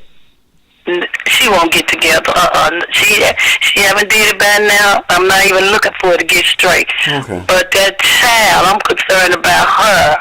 Okay. I believe she may have been some type of maybe drug baby, because the whoopings I give her, they don't affect her. And the only thing do help her is that medication. And the lady was right about the medicines can be too strong for them, and they make them like zombified. So I asked her to like reduce the medicine. Mm-hmm. And she's like a wild animal now. So I'm thinking it's kind of like hereditary. Let me ask you a question. Was the mama on crack while I was carrying the baby? I do believe she was. She said she was not, but it had to be. Okay. Because this baby can't focus in school. She talk out of turn. And that's the only thing really help her. And I don't want her to depend on that, but I got to keep my sanity. You know? Now, let's look at a couple of ways. You got a crack baby. Okay? I believe so. Okay. You got a crack baby. She was addicted to crack in the womb. Heroin. Here, that's even worse. Have you sought? Okay. Okay. Have you sought medical therapy for her? Okay. Have you? Or just medicine? Have you taken her? There are classes, there are people that specialize in crack babies. Okay? Drying out a crack baby that of no fault of her own, she was born addicted. Okay? Again, we're talking about DNA. We're talking about the blood system. We're talking about, and we don't know who. Do you know who her daddy is? No. Okay. So we don't know what she had for a daddy. But you've never thought about taking her for some type of therapy. And I know you're trying to keep your sanity, so you're keeping the medicine going. But the medicine is only going to make her worse. It'll make her like a zombie. It'll make her like she don't even know she's in the world at times. Okay. And she's 10 years old now. She will be 10 in August. Do you have any control of her? Only when I'm yelling and kind of jacking her up and spanking her, but it doesn't last. So I don't know what kind of doctor to get for her now. Cause the medicine is the only thing that she really do well with, the medicine at school. But like she said, it do make them lose weight. So So the doctor poured down the dosage of the medicine. She lowered the dosage and gave her, some type of medicine to increase her appetite. What? So wait a minute. They gave her another medicine to increase her appetite. They lowered the doses and gave her some medicine so she can put a little weight on. So but the medicine is not strong. Wait a minute. So now she's putting 2 chemicals in her body. Well, the liquid medicine is like for allergy, but it increases her appetite. She do have allergy. But it increases her appetite. Right. What's the name of the medicine? So she done gained weight. Huh? She done gained weight. Yeah, she's normal now. She look healthy now because the medicine did make her look too small. But she just got back normal and healthy looking. That's because they decreased the medicine and she is off the chain. Yeah, they lowered the dosage. And she's become aggressive, she want to back talk, she's sassy, she's at the age now, I don't know what, She sasses you? How old is she? Yes. She's 9, but she get this left hook. She get this Scudderfield butt kicking. But I don't want to bruise her up, but I ain't used to nobody back talk. I grew up getting my butt beat down. If I poke my lip out as a child, I get popped at it. Yeah, That's how I came up. Yeah, you be lacking some teeth. Well, I think you need to get shit. I think you need to get her some psychological help, baby. I think that you need to get her a therapist. She needs to sit down and talk. I am. Cause see, she ain't gonna do nothing but get worse, baby. Okay, I hear you, Dad. I'm gonna give her that psychology. That's exactly what my mom said. She needs to see, she needs someone to talk to. She needs a psychological doctor. Well, see, you gotta watch these little children that's on that medicine and they're in your house and they talking back to you. Shit, you gotta go to sleep. Oh no, I can't have that. You gotta go to sleep. Yes, sir. Okay. You gotta go to sleep. And them little crazy motherfuckers be walking around the house getting knives and shit. Take her somewhere to get her some real help. Even if you gotta take her to the lakeside. Okay. Okay? I hear you. Okay. And you call me back and let me know how this going. I sure will. I'm gonna call you back and keep up the good work. And you know what? You got my vote. My son even said he ain't never vote, but he said he vote. If you run for mayor, you got our vote up in this house. So I can campaign in Scutterfield.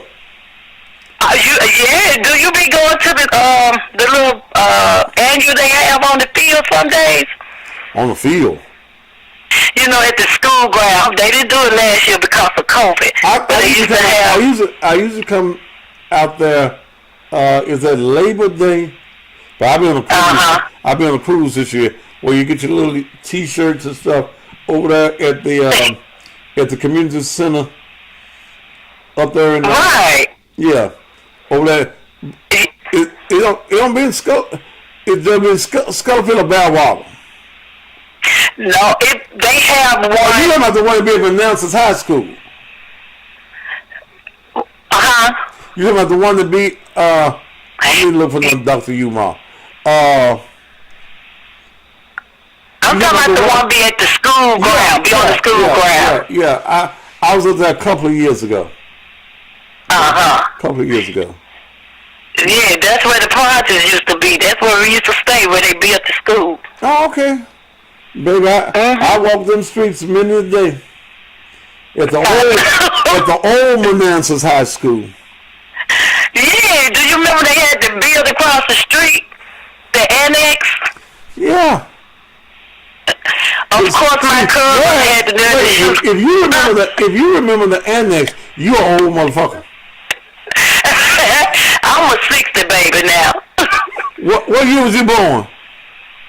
I born in 1962. Oh yeah, you old.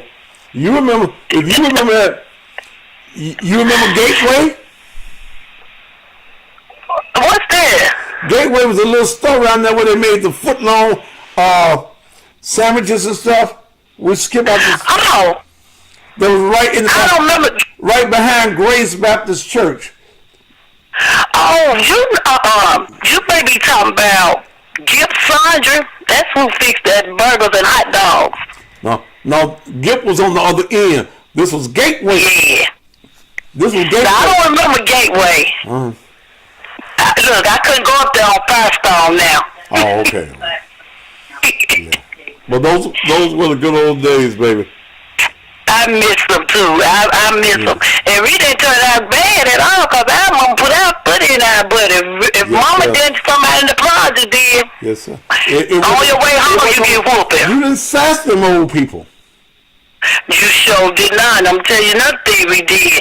If like we walking or in the car riding, if the music loud, you passing some old people, or you turning that music down.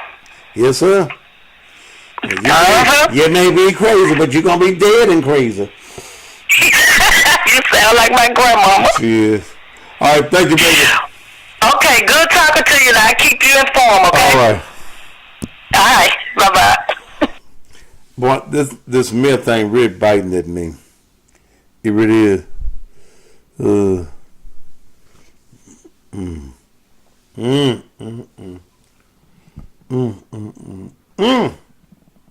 Lord have mercy. Boy, if I was your mayor, you got to put some comprehensive programs together. We got facilities that we could have mental health people coming into neighborhoods. These black churches are going to have to do more than take up an offering on Sunday.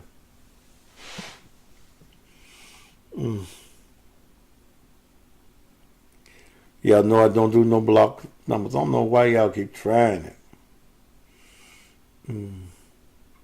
Yeah, they didn't have all them alphabets down ADHD. They had whooping your ass. Then white folk came up with that shit. Time out. No, I came up on that ring when they had knock your ass out. When anything them old people got their hands on, it was knock your ass out. Alpine, California, I'm not going to talk to you because you want foolishness. I don't have time for it tonight. Those of you that want all of the product, you need to go ahead on and do it right now. 5 for $60. In fact, men, you ought to spend $100 right now. Get your 10 packs. Even if you don't think you're going to use all of them, I'm going to show you how you make you some money. Give 5 of them away. And them 5 men that dick ain't working like yours, then guess what? They're going to come back and get some. Send me $60 right now or send me $120 because you got to pay for the postage. I ain't going to pay for the postage to get your dick pics. I was, but shit. I got that bill. I was like, no, sir. It's going across the screen. $ Naked Truth Ministries. Come on. I'll do like that gentleman last night from Yukon, Oklahoma. Sent me $645. Your stuff already in the mail, Doc. He gonna start him a business there in Oklahoma. Somebody said, get hard or die trying. What damn? Okay. Woo. We're talking some serious shit tonight.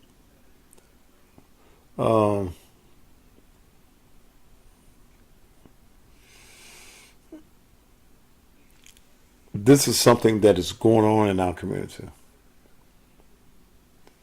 Some of y'all act the way y'all act right now because y'all didn't get y'all no therapy. I should have got some too.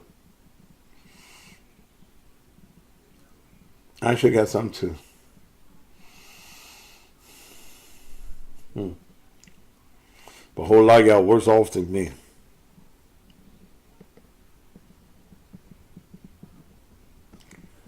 I'm going to look into getting some when I go back to work on the strip. The whole strip? Is Memphis supporting me? I don't know what Memphis is doing, brother. Are you in Memphis? I'm going to tell you something else y'all did. Pastor, I'm not only a client, I'm the coffee president. Okay.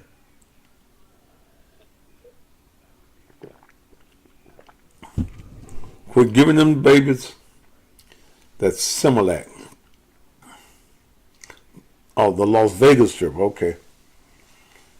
Girl, I'm going to meet you when I come out there the end of this month.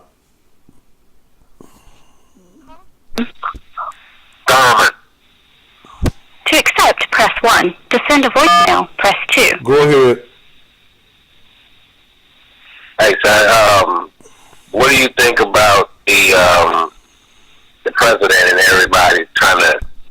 Talking about no motherfucking president. What the fuck you call me about? A goddamn president. Come on, man. You need some therapy. And I ain't talking about no bedroom therapy. I ain't talking about no motherfucking president. I don't give a fuck about the president.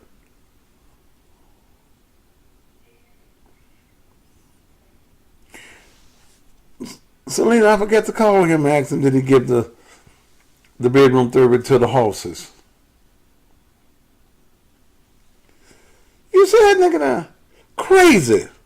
Well, I care about the president. I don't give a fuck about Biden.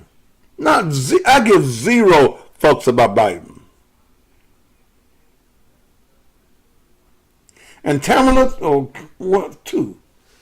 said that there is no racism in this country. I said, now this motherfucker here done lost her goddamn mind. That's what her white husband told her.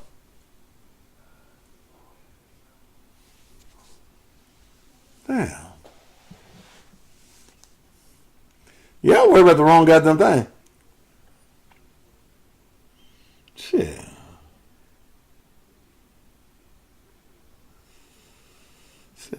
I'm giving you some shit that you need tonight.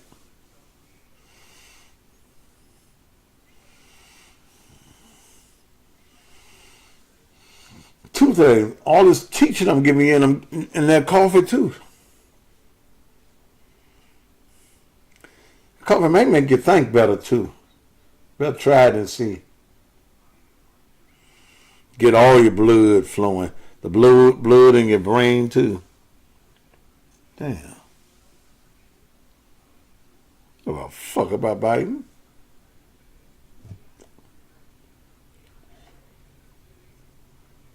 Now, you ain't never heard me say that there was no racism.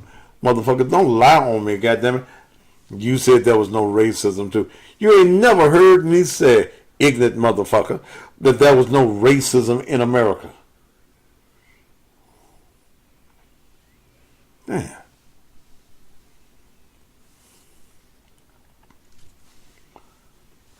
Ladies and gentlemen, if you got somebody that is mentally fucked up, I'm talking about in your family, in your household, tonight is a night to make some changes. You look, ain't gonna be crazy walking around my house and I'm asleep. Your mind may click. This woman's mind clicked all of a damn sudden. All of a sudden, her mind clicked. She want to kill up everybody. She's demon possessed. Mental illness is a demonic spirit.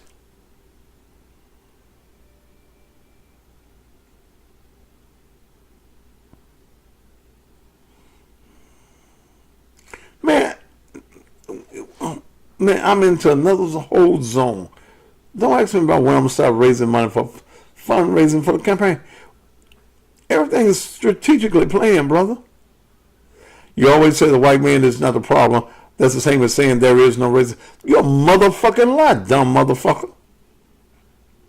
The white man is not your problem. You your goddamn problem. You the reason your ass broke with that fucked up ass thinking you got right now. It ain't the same thing.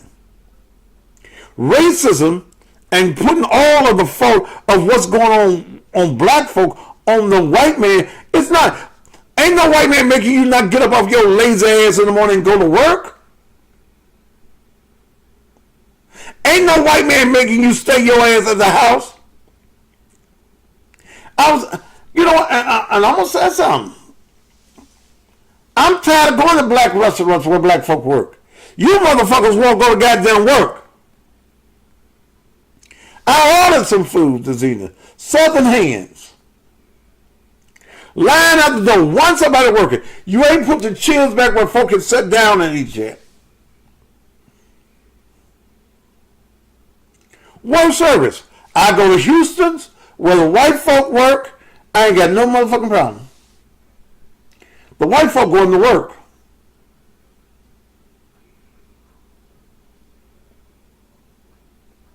The white folk going to work. You niggas sitting around because you allowing the government to set in your mind a new form of laziness. What your ass gonna do when they pull that shit from you? It's 9 o'clock. Y'all want a little bit more of my time. Shit, y'all staying y'all lazy asses at the house.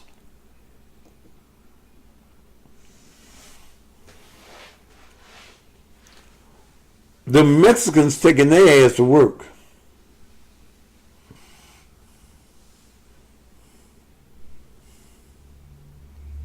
It's the white man's fault.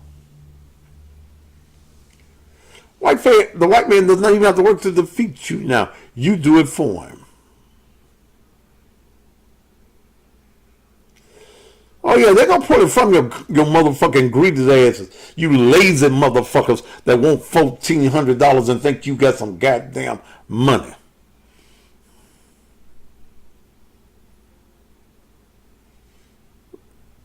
Shit.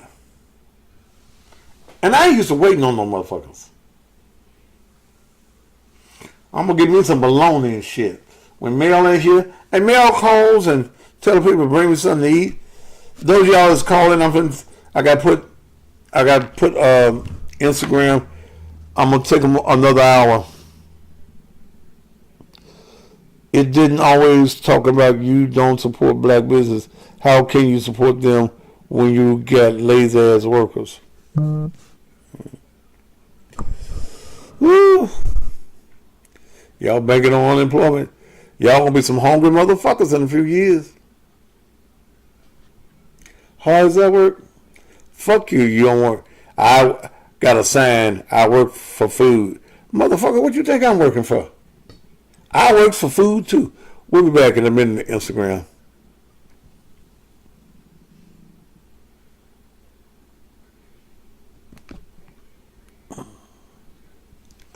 Woo.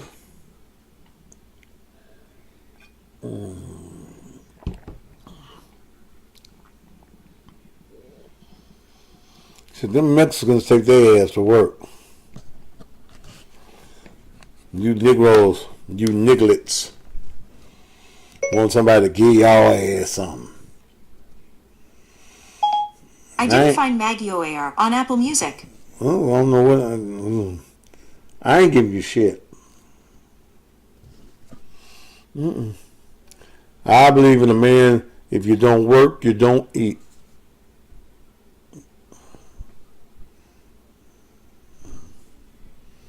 If you don't work, you don't eat. Praise God. If you don't work, you don't eat. If you don't get up off your ass in the morning and go to work, don't eat. Don't ask me to feed you. Somebody wants to know, as a man, what would you do for the homeless? Well, let's see what with funds that the city already had for you that they haven't given you. But we ain't just giving you something. A lot of folk are homeless because they want to be. That being homeless is their job. Why do folk call me and I'm not in the middle of taking phones? Y'all see I'm doing something else. Anita knocks. You see I'm busy doing something else.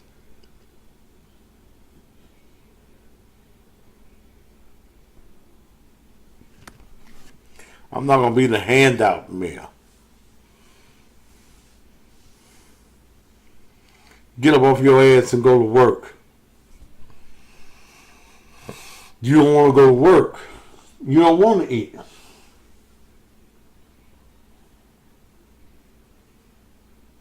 And many of you don't want nothing out of life but a handout. And what the government gonna do? I didn't get that. I know you didn't. I didn't either. What you gonna do is you gonna mess around and get so used to being dependent on the government that when it's time to go back to work, you ain't gonna be ready to work.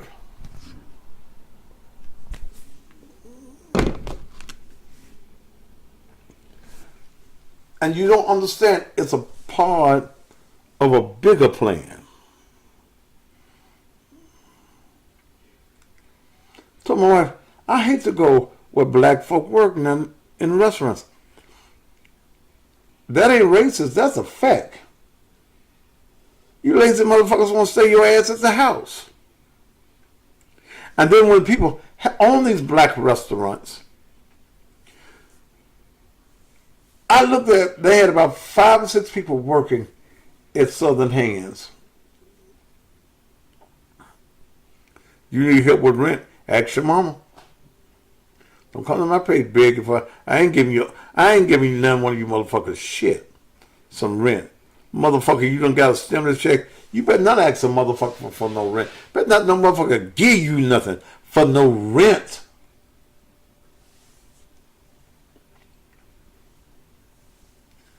Shit. I don't care if you sleep outdoors, goddammit. All this money you done got from the government, and if you ain't kept none of that, if you ain't paid your rent,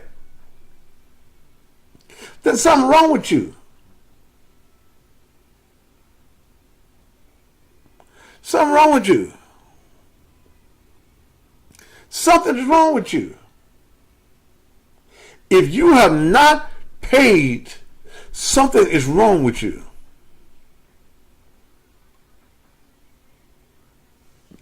You're getting $300 a child. You're getting unemployment. You get $1,400. Y'all lying about a PP loan. They're gonna lock your motherfucking asses up.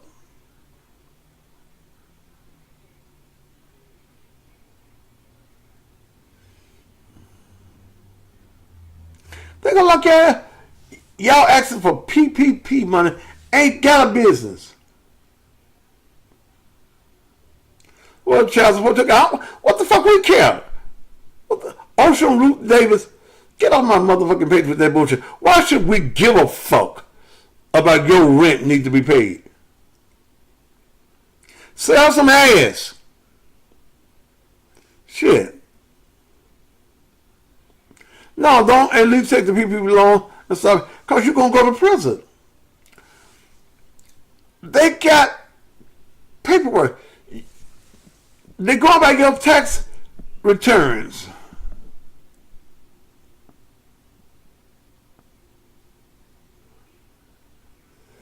Y'all fall for anything that somebody say they're doing.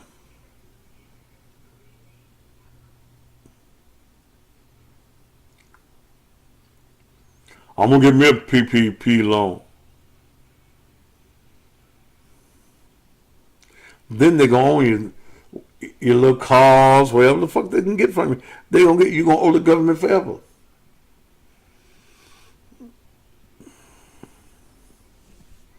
So enjoy that little money. And so you can't tell Negroes that ain't used to money. Nothing. I thought church folk help out the needed. Sorry I asked. Well, goddamn it, I'm sorry your motherfucking ass. What church you belong to, motherfucker? Why don't you call me, motherfucker? I like to talk to you. 901-231-9239. Church ain't obligated to give you shit. Why the church supposed to give you their money for your rent? You don't go to no church. You sound like a Sambo and you think a city that is 70% black is going to vote you in. Say, I don't need the job. I don't need the job. And if you're a hungry, poor black motherfucker that won't do for yourself, motherfucker, 9 times out of 10, you ain't even registered to goddamn vote.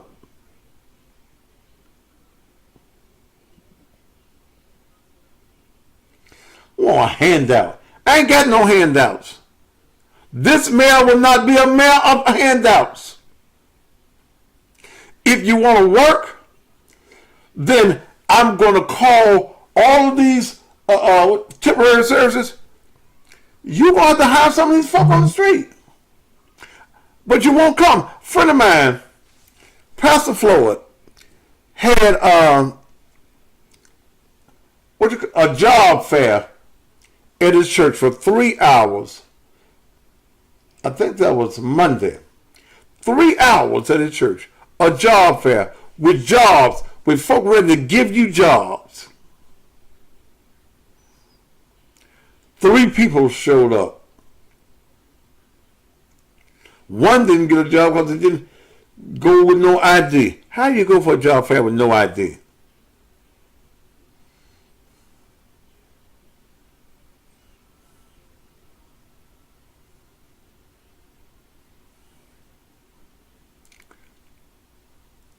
Come on.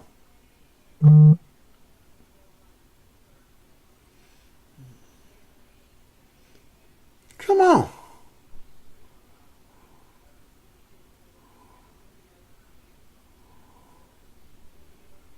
You go to get a job with no ID.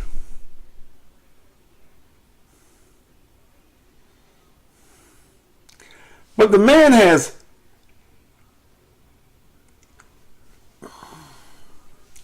let me see if I can catch him. Because y'all ain't going to believe me. You're in moving service. Who is this? Michael. To accept, press 1. To send a voice. Go ahead. Hello. Yes, go ahead. Yeah, I'm trying to order some of them pills, man. Send me some money, man. Huh? Is this Marvin Ewing? Yeah. Well, bro, Ewing? You know your title, name of your company shows up. How many pills you need, brother?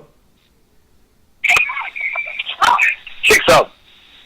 Well, I sell them in 5, then I sell them in 10s. 5 would be fine. 5 would be $60, brother. Go to my Cash App. That's Cash App. It's $ Naked Truth Ministries. Okay. Okay? You go and it'll be in the mail tomorrow, brother Ewing. All right, sir. Melvin Ewing. Ewing Moving Service, one. Okay. Stop acting like you're going to be the next Marion Barry, Maynard Jackson, or Harold Washington. You're a Sambo. Well, motherfucker, you can kiss my ass. I make money. I don't give a fuck. See, understand, I'm not a politician, so it don't make me a damn bit of difference. But you'll hear the issues. Okay? You'll hear the issues. If I don't win, I'm all right. Okay? You just one of them motherfuckers that want somebody to give you something. You ain't got no job, brother. You think that because, and the city is almost 80% black. not 70. You think that because I'm a black man that I'm with that shit of lazy black motherfuckers. Go get a motherfucking job.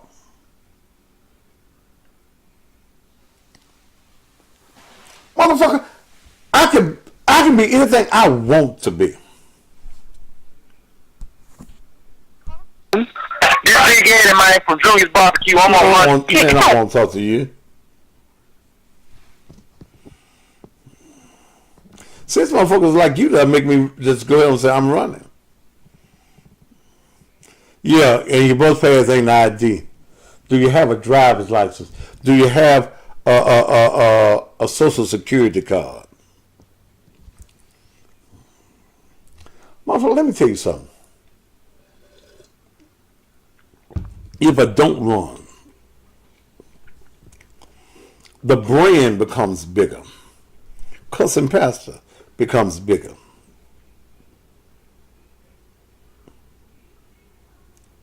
See, one thing for sure, you know, I ain't scared to run. I ain't scared to say what needs to be said. I know what needs to be done in this city. And you niggas is out here robbing and stealing, I'm gonna make sure that your ass lined up for jail.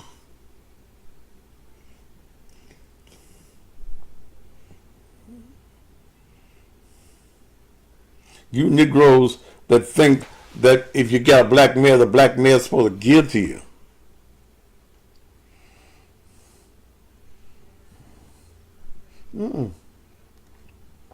Work. If you're robbing and stealing, I'm gonna pull the police. This lady can be here the next 2 years, then her job gone. Do you know most hated blog on YouTube? He gave me a donation when I first got out of prison. Bitch, you better go back to prison or you better go back to that blogger. I ain't get fit to give you shit. I don't know you. Fuck you think somebody's gonna give you something? Your rent. Is you a man or woman? You said Ocean Ruth Davis.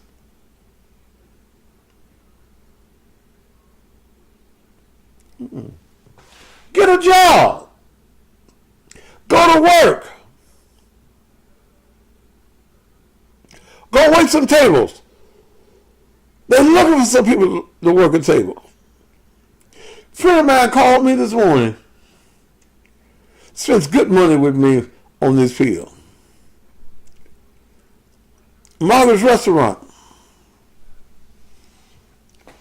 Going to have to move the time that she's open because everybody she hire, when you don't let them get on the cash register, they quit. Nigga won't steal. You got a fat ass. Then bitch, you need to get some dick in your ass and somebody pay to fuck you. See, if you're a woman and you got a fat ass and you got a pussy, if you got a pussy, you ain't supposed to be broke. Anika. To accept, press 1. To send a voicemail. Ms. Knox, go ahead. Yes, Pastor. I want to briefly talk about the subject that you were talking about concerning the mental illness. Mm-hmm. My brother, we almost had an episode like the young lady that, you know, just killed her 10-year-old daughter. My brother, he's in his late 20s. Mm-hmm. And he always have had anger management problems. Anything, you know, would make him mad. But we didn't see him for a few years because he was living with his girlfriend. So I guess when they broke up, I don't know if he had a nervous breakdown or whatever, but he just turned into another person. So he was living with my father, and I went over to visit, and I was just speaking to him, and he just jumped up and he was about to attack me, and I saw the demon in him. He just was looking dark and spaced out. So that mental illness is real, and the demon being in them is real. But my thing is, how do you get the demon out of them? Because that medicine is not going to get it out. Well, have you sought to have him institutionalized? Okay, this is what happened. My dad, we took him down there. You know, they don't have a place to house them anymore. They said that if he is not willing to go, there's nothing they could do. He was in denial. He said there wasn't nothing wrong with him, and so they sent him home. They don't do anything for the adults anymore. They have nowhere to house them. The clothes, they're popping and Dunlap down. So there's nothing you can do. They won't do anything to them until they actually do something. And then what they do is they just send them to jail. So where's he living? Okay, let me finish the story. So what happened was he was staying with Dad. He attacked my daddy, and so now he's in jail. Okay. Let him stay there. So I understand, but when they're going to let him out, so it's going to be, you see what I'm saying? It's going to keep going over and over again. He's going to get out. What is he charged with? He got aggravated assault, aggravated burglary, domestic violence. He gonna get out right now? Well, not right now, but this is first offense, so he's not going to be in there that long. No. What? No. Here's what you all need to do. Y'all need to speak with the DA, the prosecutor, who's ever prosecuting that particular case, and tell them that you want him to spend some time in jail. You can't let him come back to the house. How old is he? Oh, no.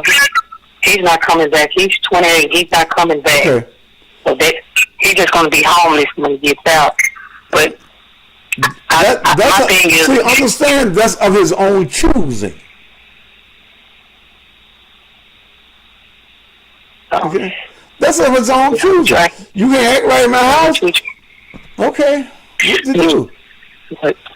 Look, you got to speak to the prosecutor that is handling that case. Have they set a bond for him? Well, they've already given him the time. He's doing his time at the penal farm, and how much time he get? They're gonna give him 3 years. He's gonna do a year in, and he's gonna be on paper for 2 years. Okay. So, the court is trying to just push people on through. We wanted him to get some mental help while he's in there. See, and they couldn't guarantee it. What we have to understand as a people is that the prison system, the jail system, is not a place for rehabilitation. They used to say that you go to jail and be rehabilitated. It's a housing unit now, baby. That's all it is. It's a housing unit. When it's time for him to come out, you need to get a restraining order that keeps him from coming within a certain amount of feet of you all and the residents. Okay? Yeah. But darling, he will not get better until he wants to be better. Okay? I know. I just really want my brother back, my old brother back, and I don't think... Baby, he may be gone. I know. Okay? Let's be realistic. Your old brother may not live there no more. He may not come back. And the system ain't going to make him no better. Because he's going to be in jail with other folks just like him.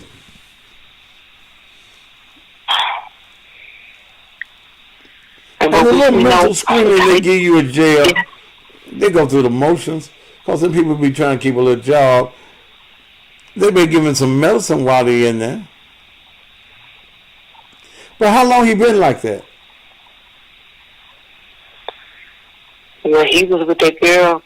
I don't know if somebody put a Mickey on him. We don't really know. We just know when they broke up, he came back. He was messed up.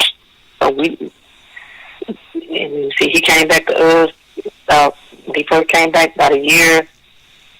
He was only around us about a year, and that's when all this started coming out. I knew something wasn't right with him.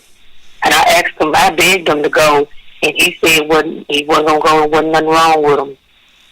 So, I mean, we can't make them just, back in the day, you could just call and they would come and bring the jackets and get them. They don't do that anymore. Mm-hmm.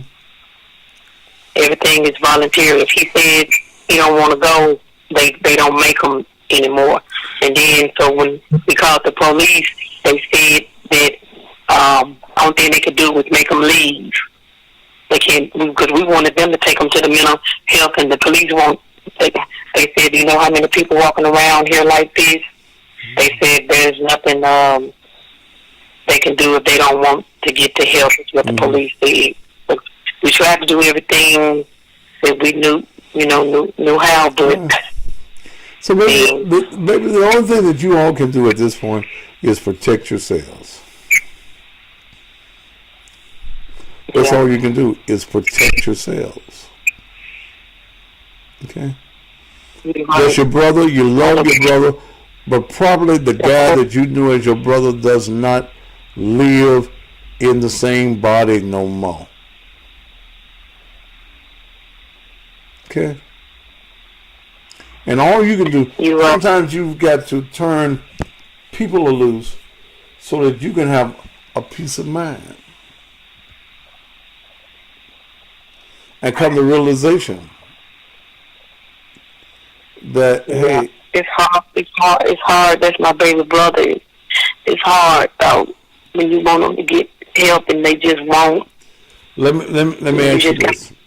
Let me ask you this. If your baby brother, who you love, was living at your daddy's house, he's already attacked your father. How would you feel about your baby brother killing your daddy? Huh? I would feel terrible. Okay. So I know we can't go around him. It just hurts that while it's like he dead to us now. And what do you do with the dead? Have to bury him. You have to bury the dead. Mentally, you gotta let dead folks stay in the cemetery, baby. See, you hurting now. Listen to me. You're hurting right now because of the actions of somebody that is grown, who has made a decision one way or the other. Okay? Yo, let him come back after he lived with a woman. He's 20-some years old. He should have had his own place. You became a codependent of his problem. You have to come to a place in life that sometimes you have to say that your bad decisions will not become my emergencies. What if he had hurt your father really bad? I just thank God he didn't kill him. You thank God that he didn't. Now, God gave your father and you the opportunity, baby. Love your brother, but sometimes you got to love people from a distance. Okay? You got to love him from a distance. Every decision that he made on his own as an adult male. If he was so heartbroken over him and a woman, and it took him on this deep end, something was already wrong with him. Yeah.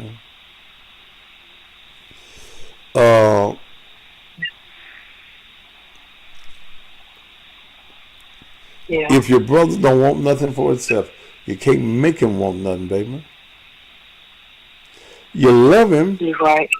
But if he don't want nothing for himself, how you gonna make him want something? We can't make him. Okay. They was going to evaluate him and try to medicate him, but we just wasted our time going down there because so they offered him the help, and he wouldn't take it. They did offer. And Right. he said, well, he said, nothing's wrong with me. He only agreed to go down there just so because there was a stipulation. You either go down there and get assessed or you get put out. So he just did that and still didn't do what he was supposed to do when he got down there. He was just going through the Well, baby, motions. all you can do is keep him lifted up, but you cannot let it become a burden on your life. You got a life, don't you? You're right. You got a life? Yeah, I have. You got a husband? Yes, sir, I have a life. Do you have a No, husband? I do not have a husband. No, I have a friend, but I do not have a husband. You got children? I have a daughter. She's grown. Okay. But you got you, right? I got myself. I'm taking care of myself. Okay. You got you. You love yourself? Yes, I do. Do you love yourself more than you love your brother? I love myself more than I love my brother. Okay. So if you love yourself more than your brother, are you going to do anything to hurt yourself? No, I'm not. I'm going to stay away from him. Okay. Are you going to allow anything to hurt you that you can keep from you? I'm not going to allow anyone to hurt me. Okay. So if you're not going to allow anybody to hurt you and that you love yourself, I don't tell you to stop loving your brother. I tell him to cut him loose for the time being. And if and when he decides that he wants to do something with his life and he wants to make some decisions for his life and he wants to get proper medication for his life, then grab a hold of him again. But while he's in the state that he's in, and the abusive mindset that he's in, because to abuse your father, that means that you're not thinking clearly, right? That's correct. Okay. So then you have to stay away, baby. You have to stay away. You care. You may want to pull some of his books from time to time to make sure that he's functioning in jail. But don't go out there. Let him miss family. And when you put something on the books, put enough on the books so they can get him some zuzus and things like that. But don't $30. I mean, I don't know how much. I don't know how much the commissary is. Would $30 be enough? $34, $50 a month. Okay. He cannot be as dependent in jail on you as he was out of.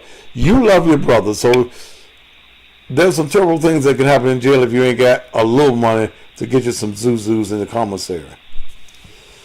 Okay. Give him enough to get a little zuzus. Always let him know that you love him, but let him know that as long as your mindset is where it is, we can't be a cohesive unit. I can't come out here and see you. I'm going to put a little something on your books so that don't nobody do nothing to you. Okay? And girl, keep your head up. Get out of the dumps, baby. Get out of the pity party. Keep your head up. Because one way or the other, it'll be all right. Maybe it's going to take this being away for at least a year to realize what he had. Maybe it's going to take this long to get the woman out of his system, out of his head. Okay? You're right. Love him, but leave him alone for the time being.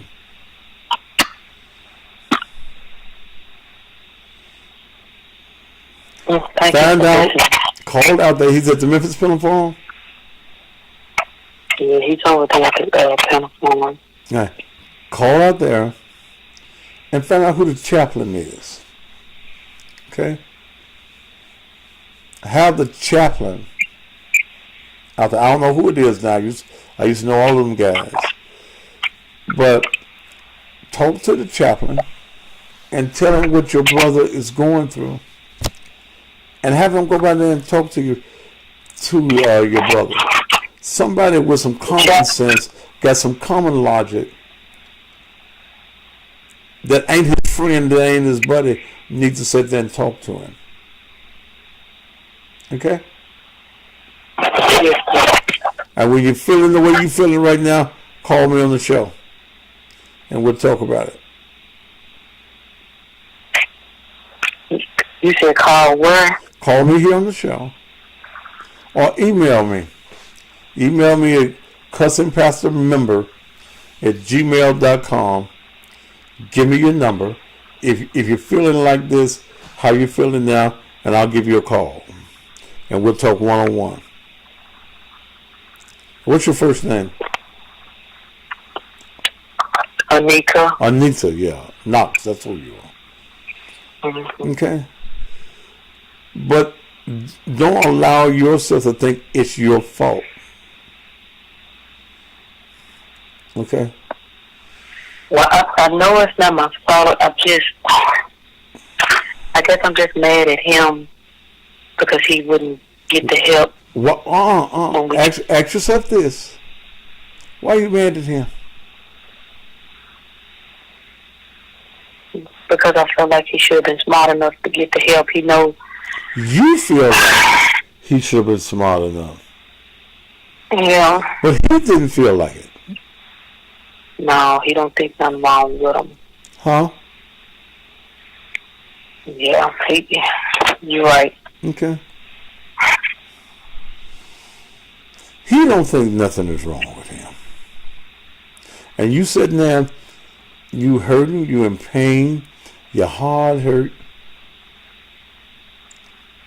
that, or a decision that your grown brother made, man, baby. A grown man. Yeah. He made a decision. He made a conscious decision, baby. Yes, he did. Okay. So what you doing with your life? You go to work every day? Yes, sir. I go to work every day. What kind of work you do? I mean, I have a pretty good life. I mean, everything is fine. I just, you know how it is when you have a family member who wasn't like this, and then for all this just to happen, it's just a lot. You know, I have hobbies. I skate and stuff to get my mind off of different things. So I do social work. Is what I do. Now listen to you. Or, How are you going to do social work and you need some social help right now yourself? Huh? you know, it's different when it hit close to home. Sure. It's different when you doing social for other people. When it hits close to home, like this, it's different. Sure. But you know what? Them same people that you're talking to got the same issues that you got.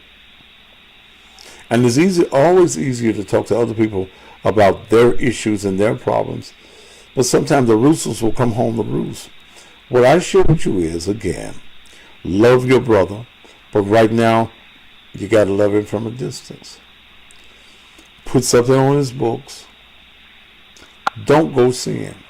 Leave the message. Whenever you leave something on the books, leave him a card. Tell them, she'll be glad when my brother comes back. To a person that is occupying my brother's head and his mind right now, I sure be glad when you let him go and let my brother come home. Okay? Thank you, Pastor. Love you, listening, Neil. and Send me I don't want to send me an hold you email. up. I don't want to hold you up all night. That's all right, baby. You the rest of your evening, but I will go to your email. Go to my email. Leave me your name and your number, and I'll give you my personal number. Not this one I use on the air because I don't answer it most of the time when I'm off there.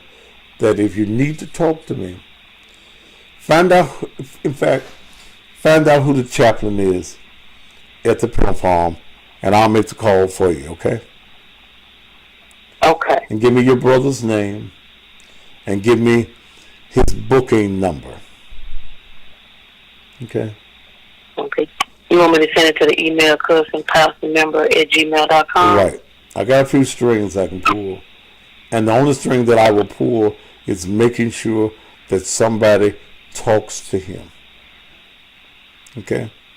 I'll make sure that in his mental state that somebody looks after him. I can assure you that. Okay?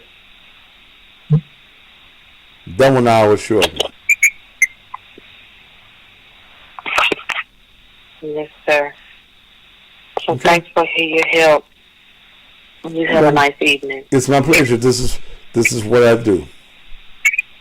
Yes, sir. Okay? Good night. Be sweet and you have a good night here. And lift your head up. All right.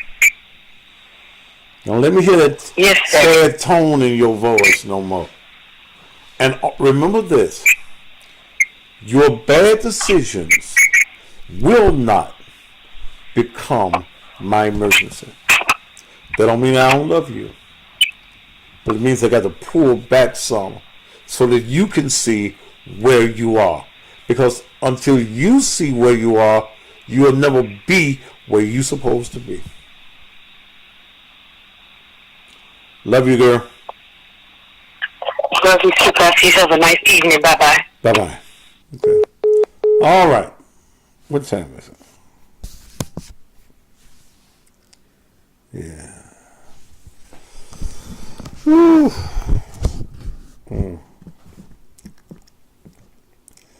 Mental health, y'all, and mental problems and mental illness not only affects the mental victim, but it affects everybody.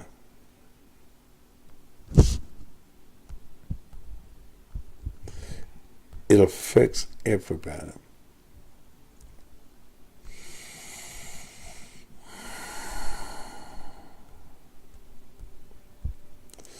You think about Laurencia.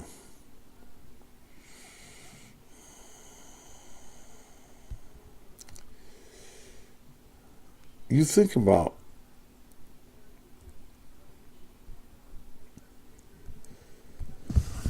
it's going to affect that sister that was cut, the son that she tried to drown, the people that's going to have to raise her children.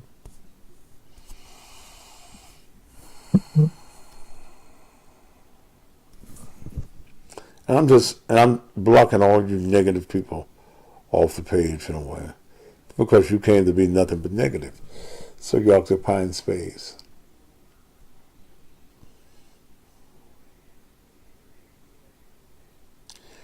Here she is, a social worker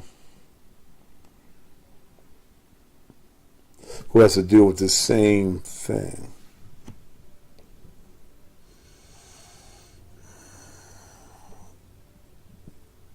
But now it's at home.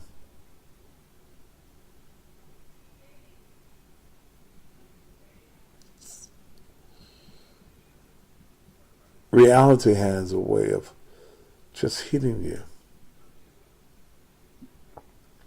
I've been there in several situations.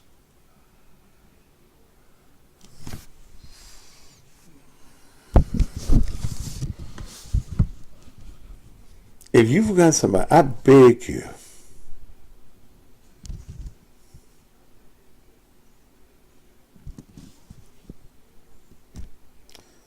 Miss Lucille, call me about that. If you're on the line, let me text you.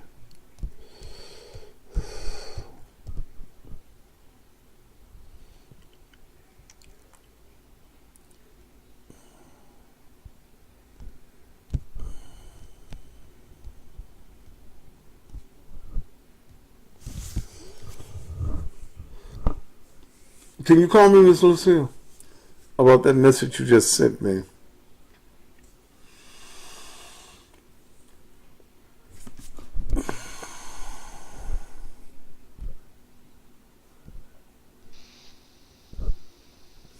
Miss Lucille? Hi, Mr. Thaddeus. Hey, how you doing, baby? How you all right today? Yes, sir. How about you? I'm doing great. Tell me about the situation, Miss Lucille.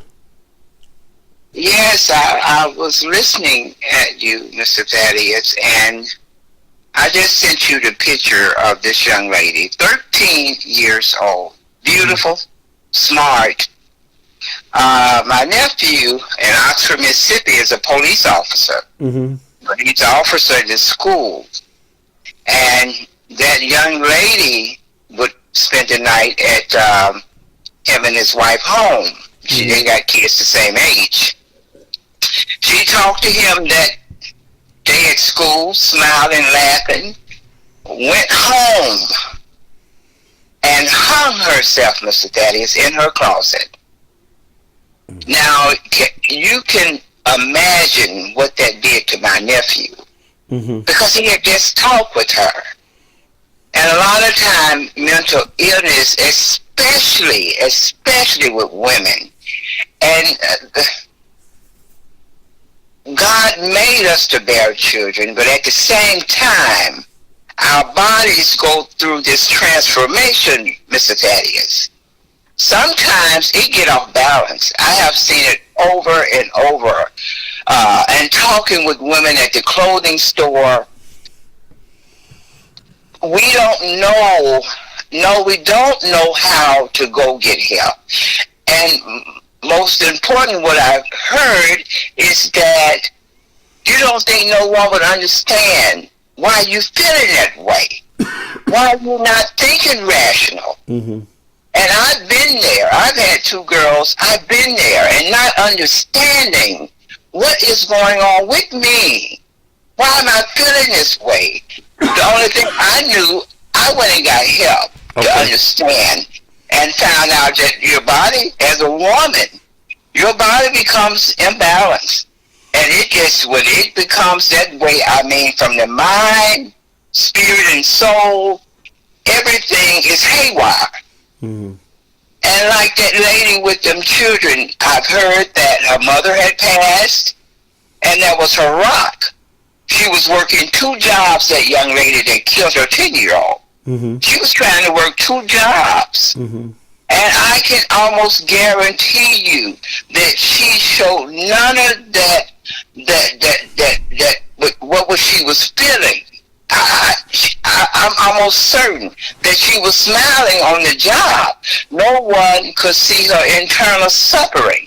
But all the time she crying out for help. But they go around like this young lady. They just buried her. They sent her back, Oxford, Mississippi. I don't know how much money they raised to send her back, because she was a transplant to Oxford, Mississippi.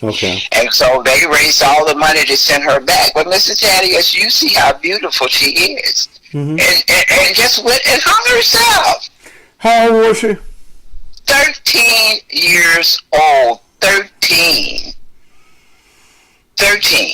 And so it's real. Mental illness is real. Most of the time, you can't, especially with women. You probably got some online right now, not understanding the mental anguish that they're going through, not understanding that as you get older, from your 20s to your 30s, all that mind and that body will play tricks on you. And if you don't have a mother that can sit you down like my mother did me, and like I did my girls, when they have issues, I always ask them, how you doing today? How you feel? I ask them that every day. Is everything okay? Because they will hide it. Women have a good way of hiding what's hurting them.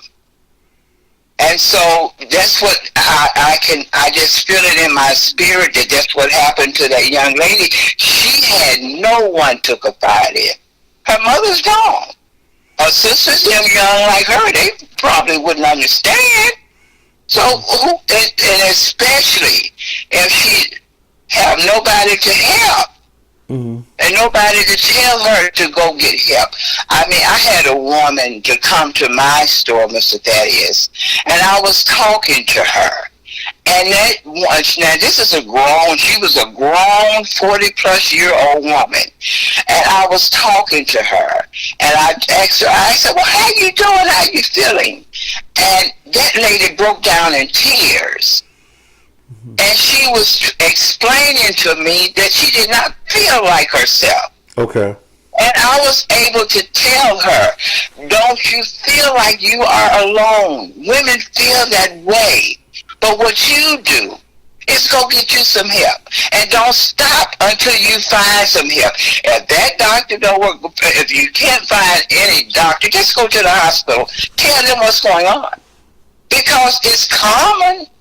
It's common among women, but we think that people would not understand how we feeling. And you know at a certain age when you go through the change for a woman, that's like a yo-yo. And it truly is. It's like a yo-yo. You going from one thing to another with your body, with your mind.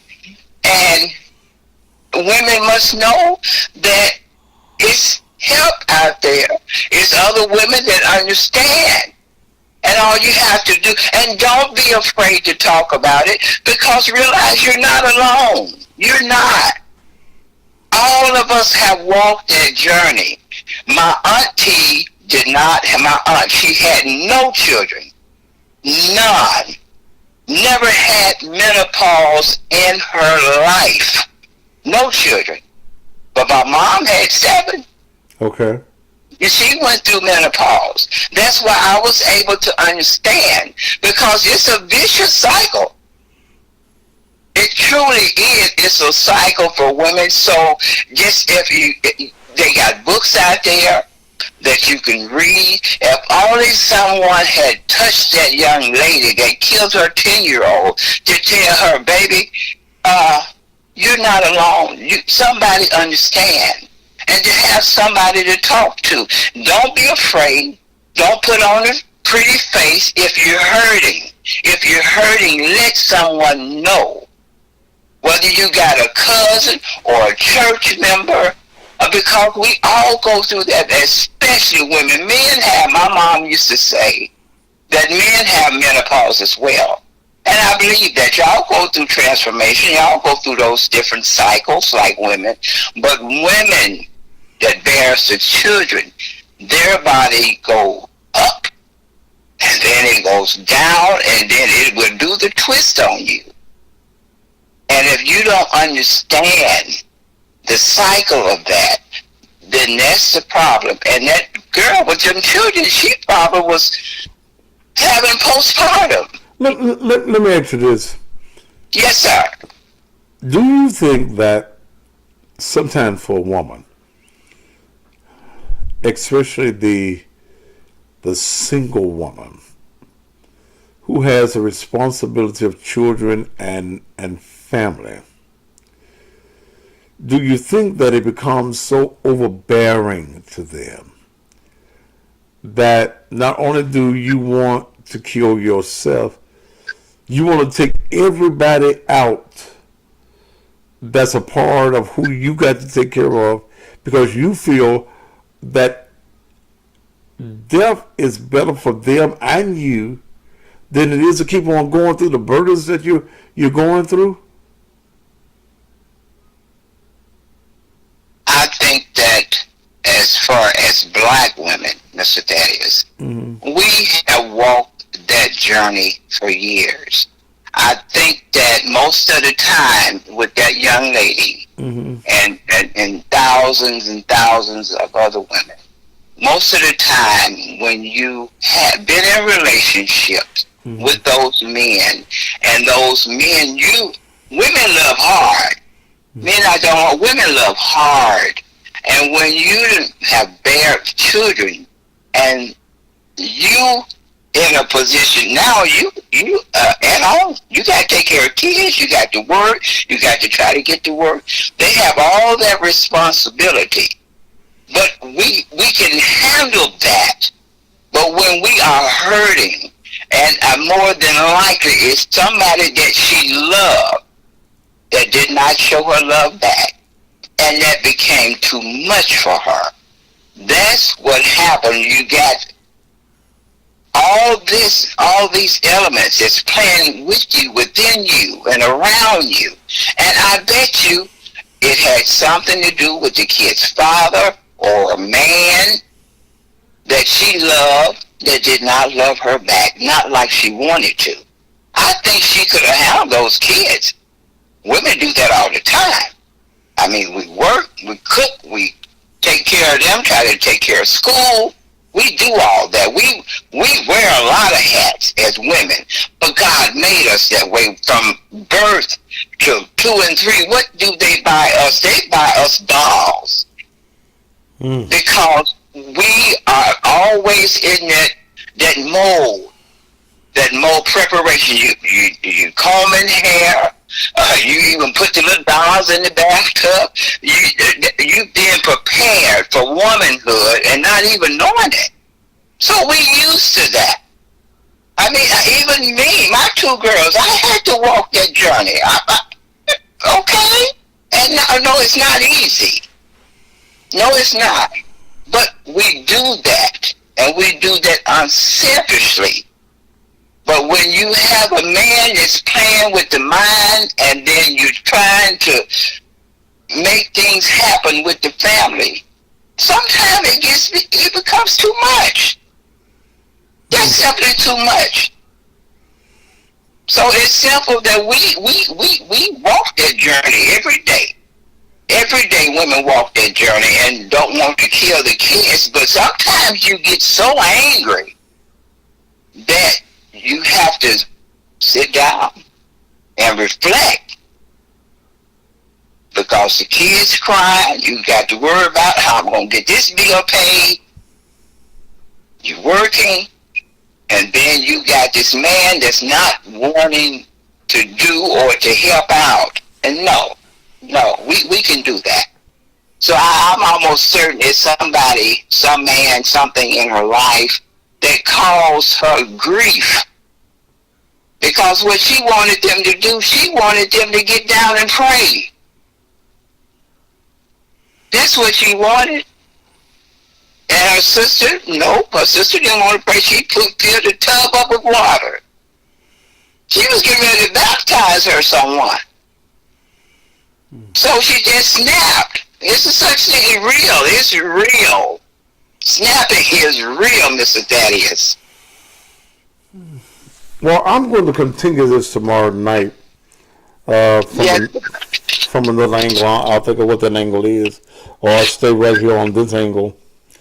But it's something that we as a people really need to talk about.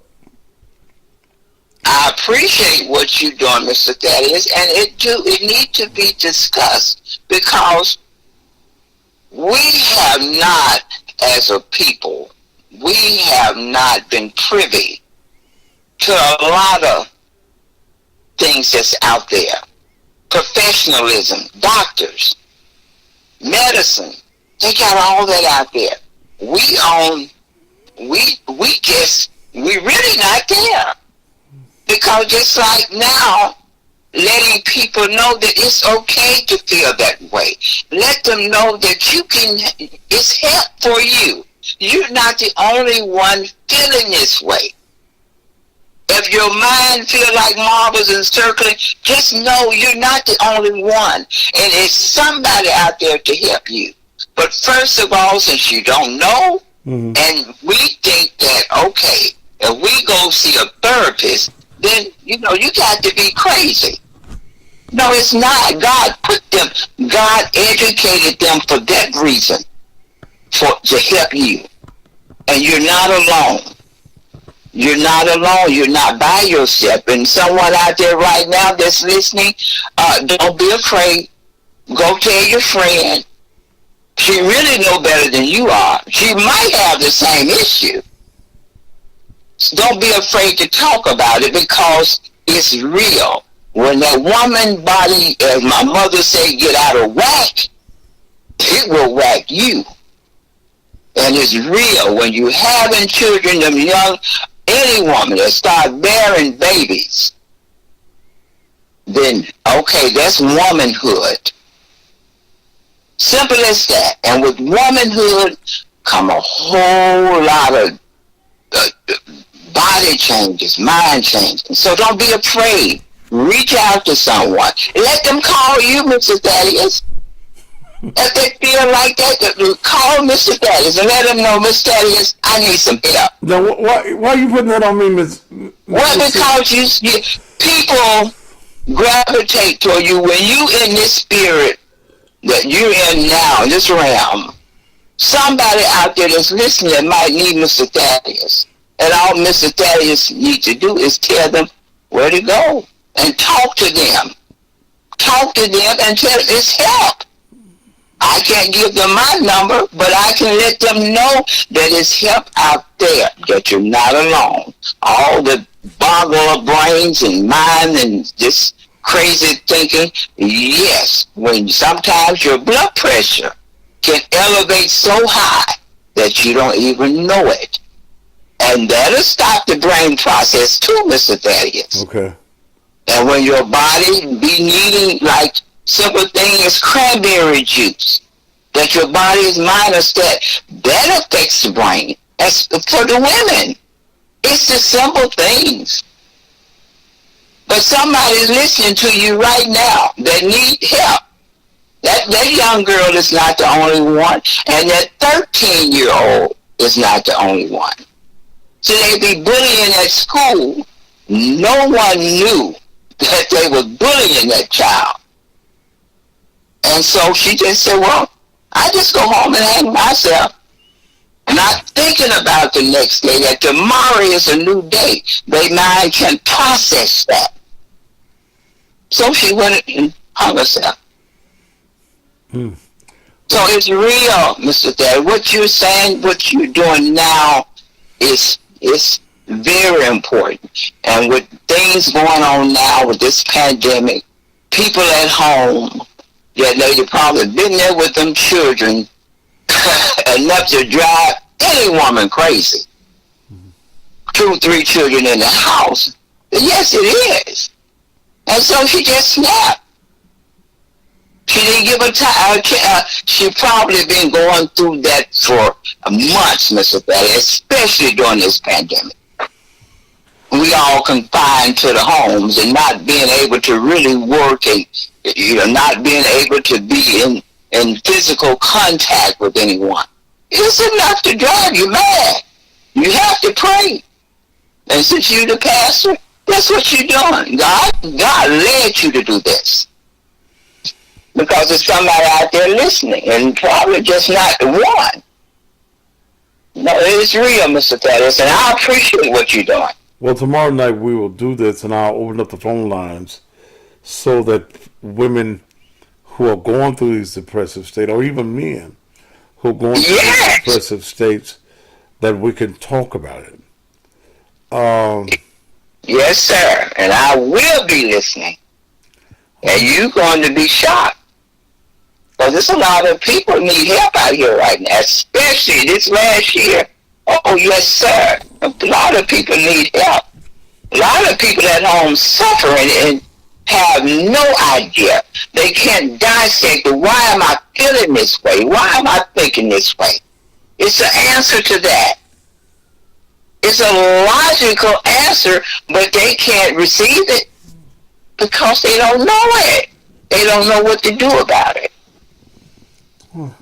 Well, Ms. Lucia, I got to go. I did 3 hours now. Oh, my goodness. Well, Mr. Thaddeus, I will be listening tomorrow. I'll do it again tomorrow night, and we'll talk about what's wrong with you. And we'll open up the phone lines and just let people express how they feel and how they feel about life. Ms. Lucille, you're a blessing as always. Same to you, Mr. Thaddeus. You are coming out in a way. So we will do this again tomorrow. Love you as always, Ms. Lucille. Bye-bye. Thank you, Mr. Thaddeus. Thank you. Bye-bye. All right, I'm going to go. We'll do this again on tomorrow. Instagram is timing out in a way, and I pulled 3 hours now. But this is a very important topic, and we'll continue this topic. And Miss Lucille gave some wise words of wisdom. Join me in the morning at 6 a.m. for the Beds and Blue Light did this morning. Join me at 6 a.m. Lola, you join me this morning, where we will have great blues music in the morning, 6 o'clock Central Time. Those of you who are going to buy the product, then do that. If you need 5, it's $60. Send it to Cash App, Naked Truth Ministries. Thank you so very much. I hope that this program has been a joy. It's been informative. It's been great for you. And again, I'll do it again tomorrow night. It's something we've got to talk about. I'm going to also get some local numbers and some national numbers for you as well. God bless your hearts and all your pods. And we will talk again tomorrow. Thank you. Okay. Carrie, bitch by you. It's always a dumb bitch on the program, but you stay on my page because I'm the baddest motherfucker you know. And that's a fact. We'll talk again on tomorrow night. Instagram is gone, so that means now I got to get rid of those of you that's on the other pages. Thank you so very much. Facebook, thank you so very much. Also, YouTube. And this program is saved on Facebook. It is saved on YouTube. So if you need to go back and listen to it or have someone to listen to it, do just that. Again, man, if you need the product, you can still get it tonight. Send it to whether you want the peel, the coffee, or the honey. Send your money for 5 of them, $60 to Cash App $$ Naked Truth Ministries. Until we meet again, good evening to you.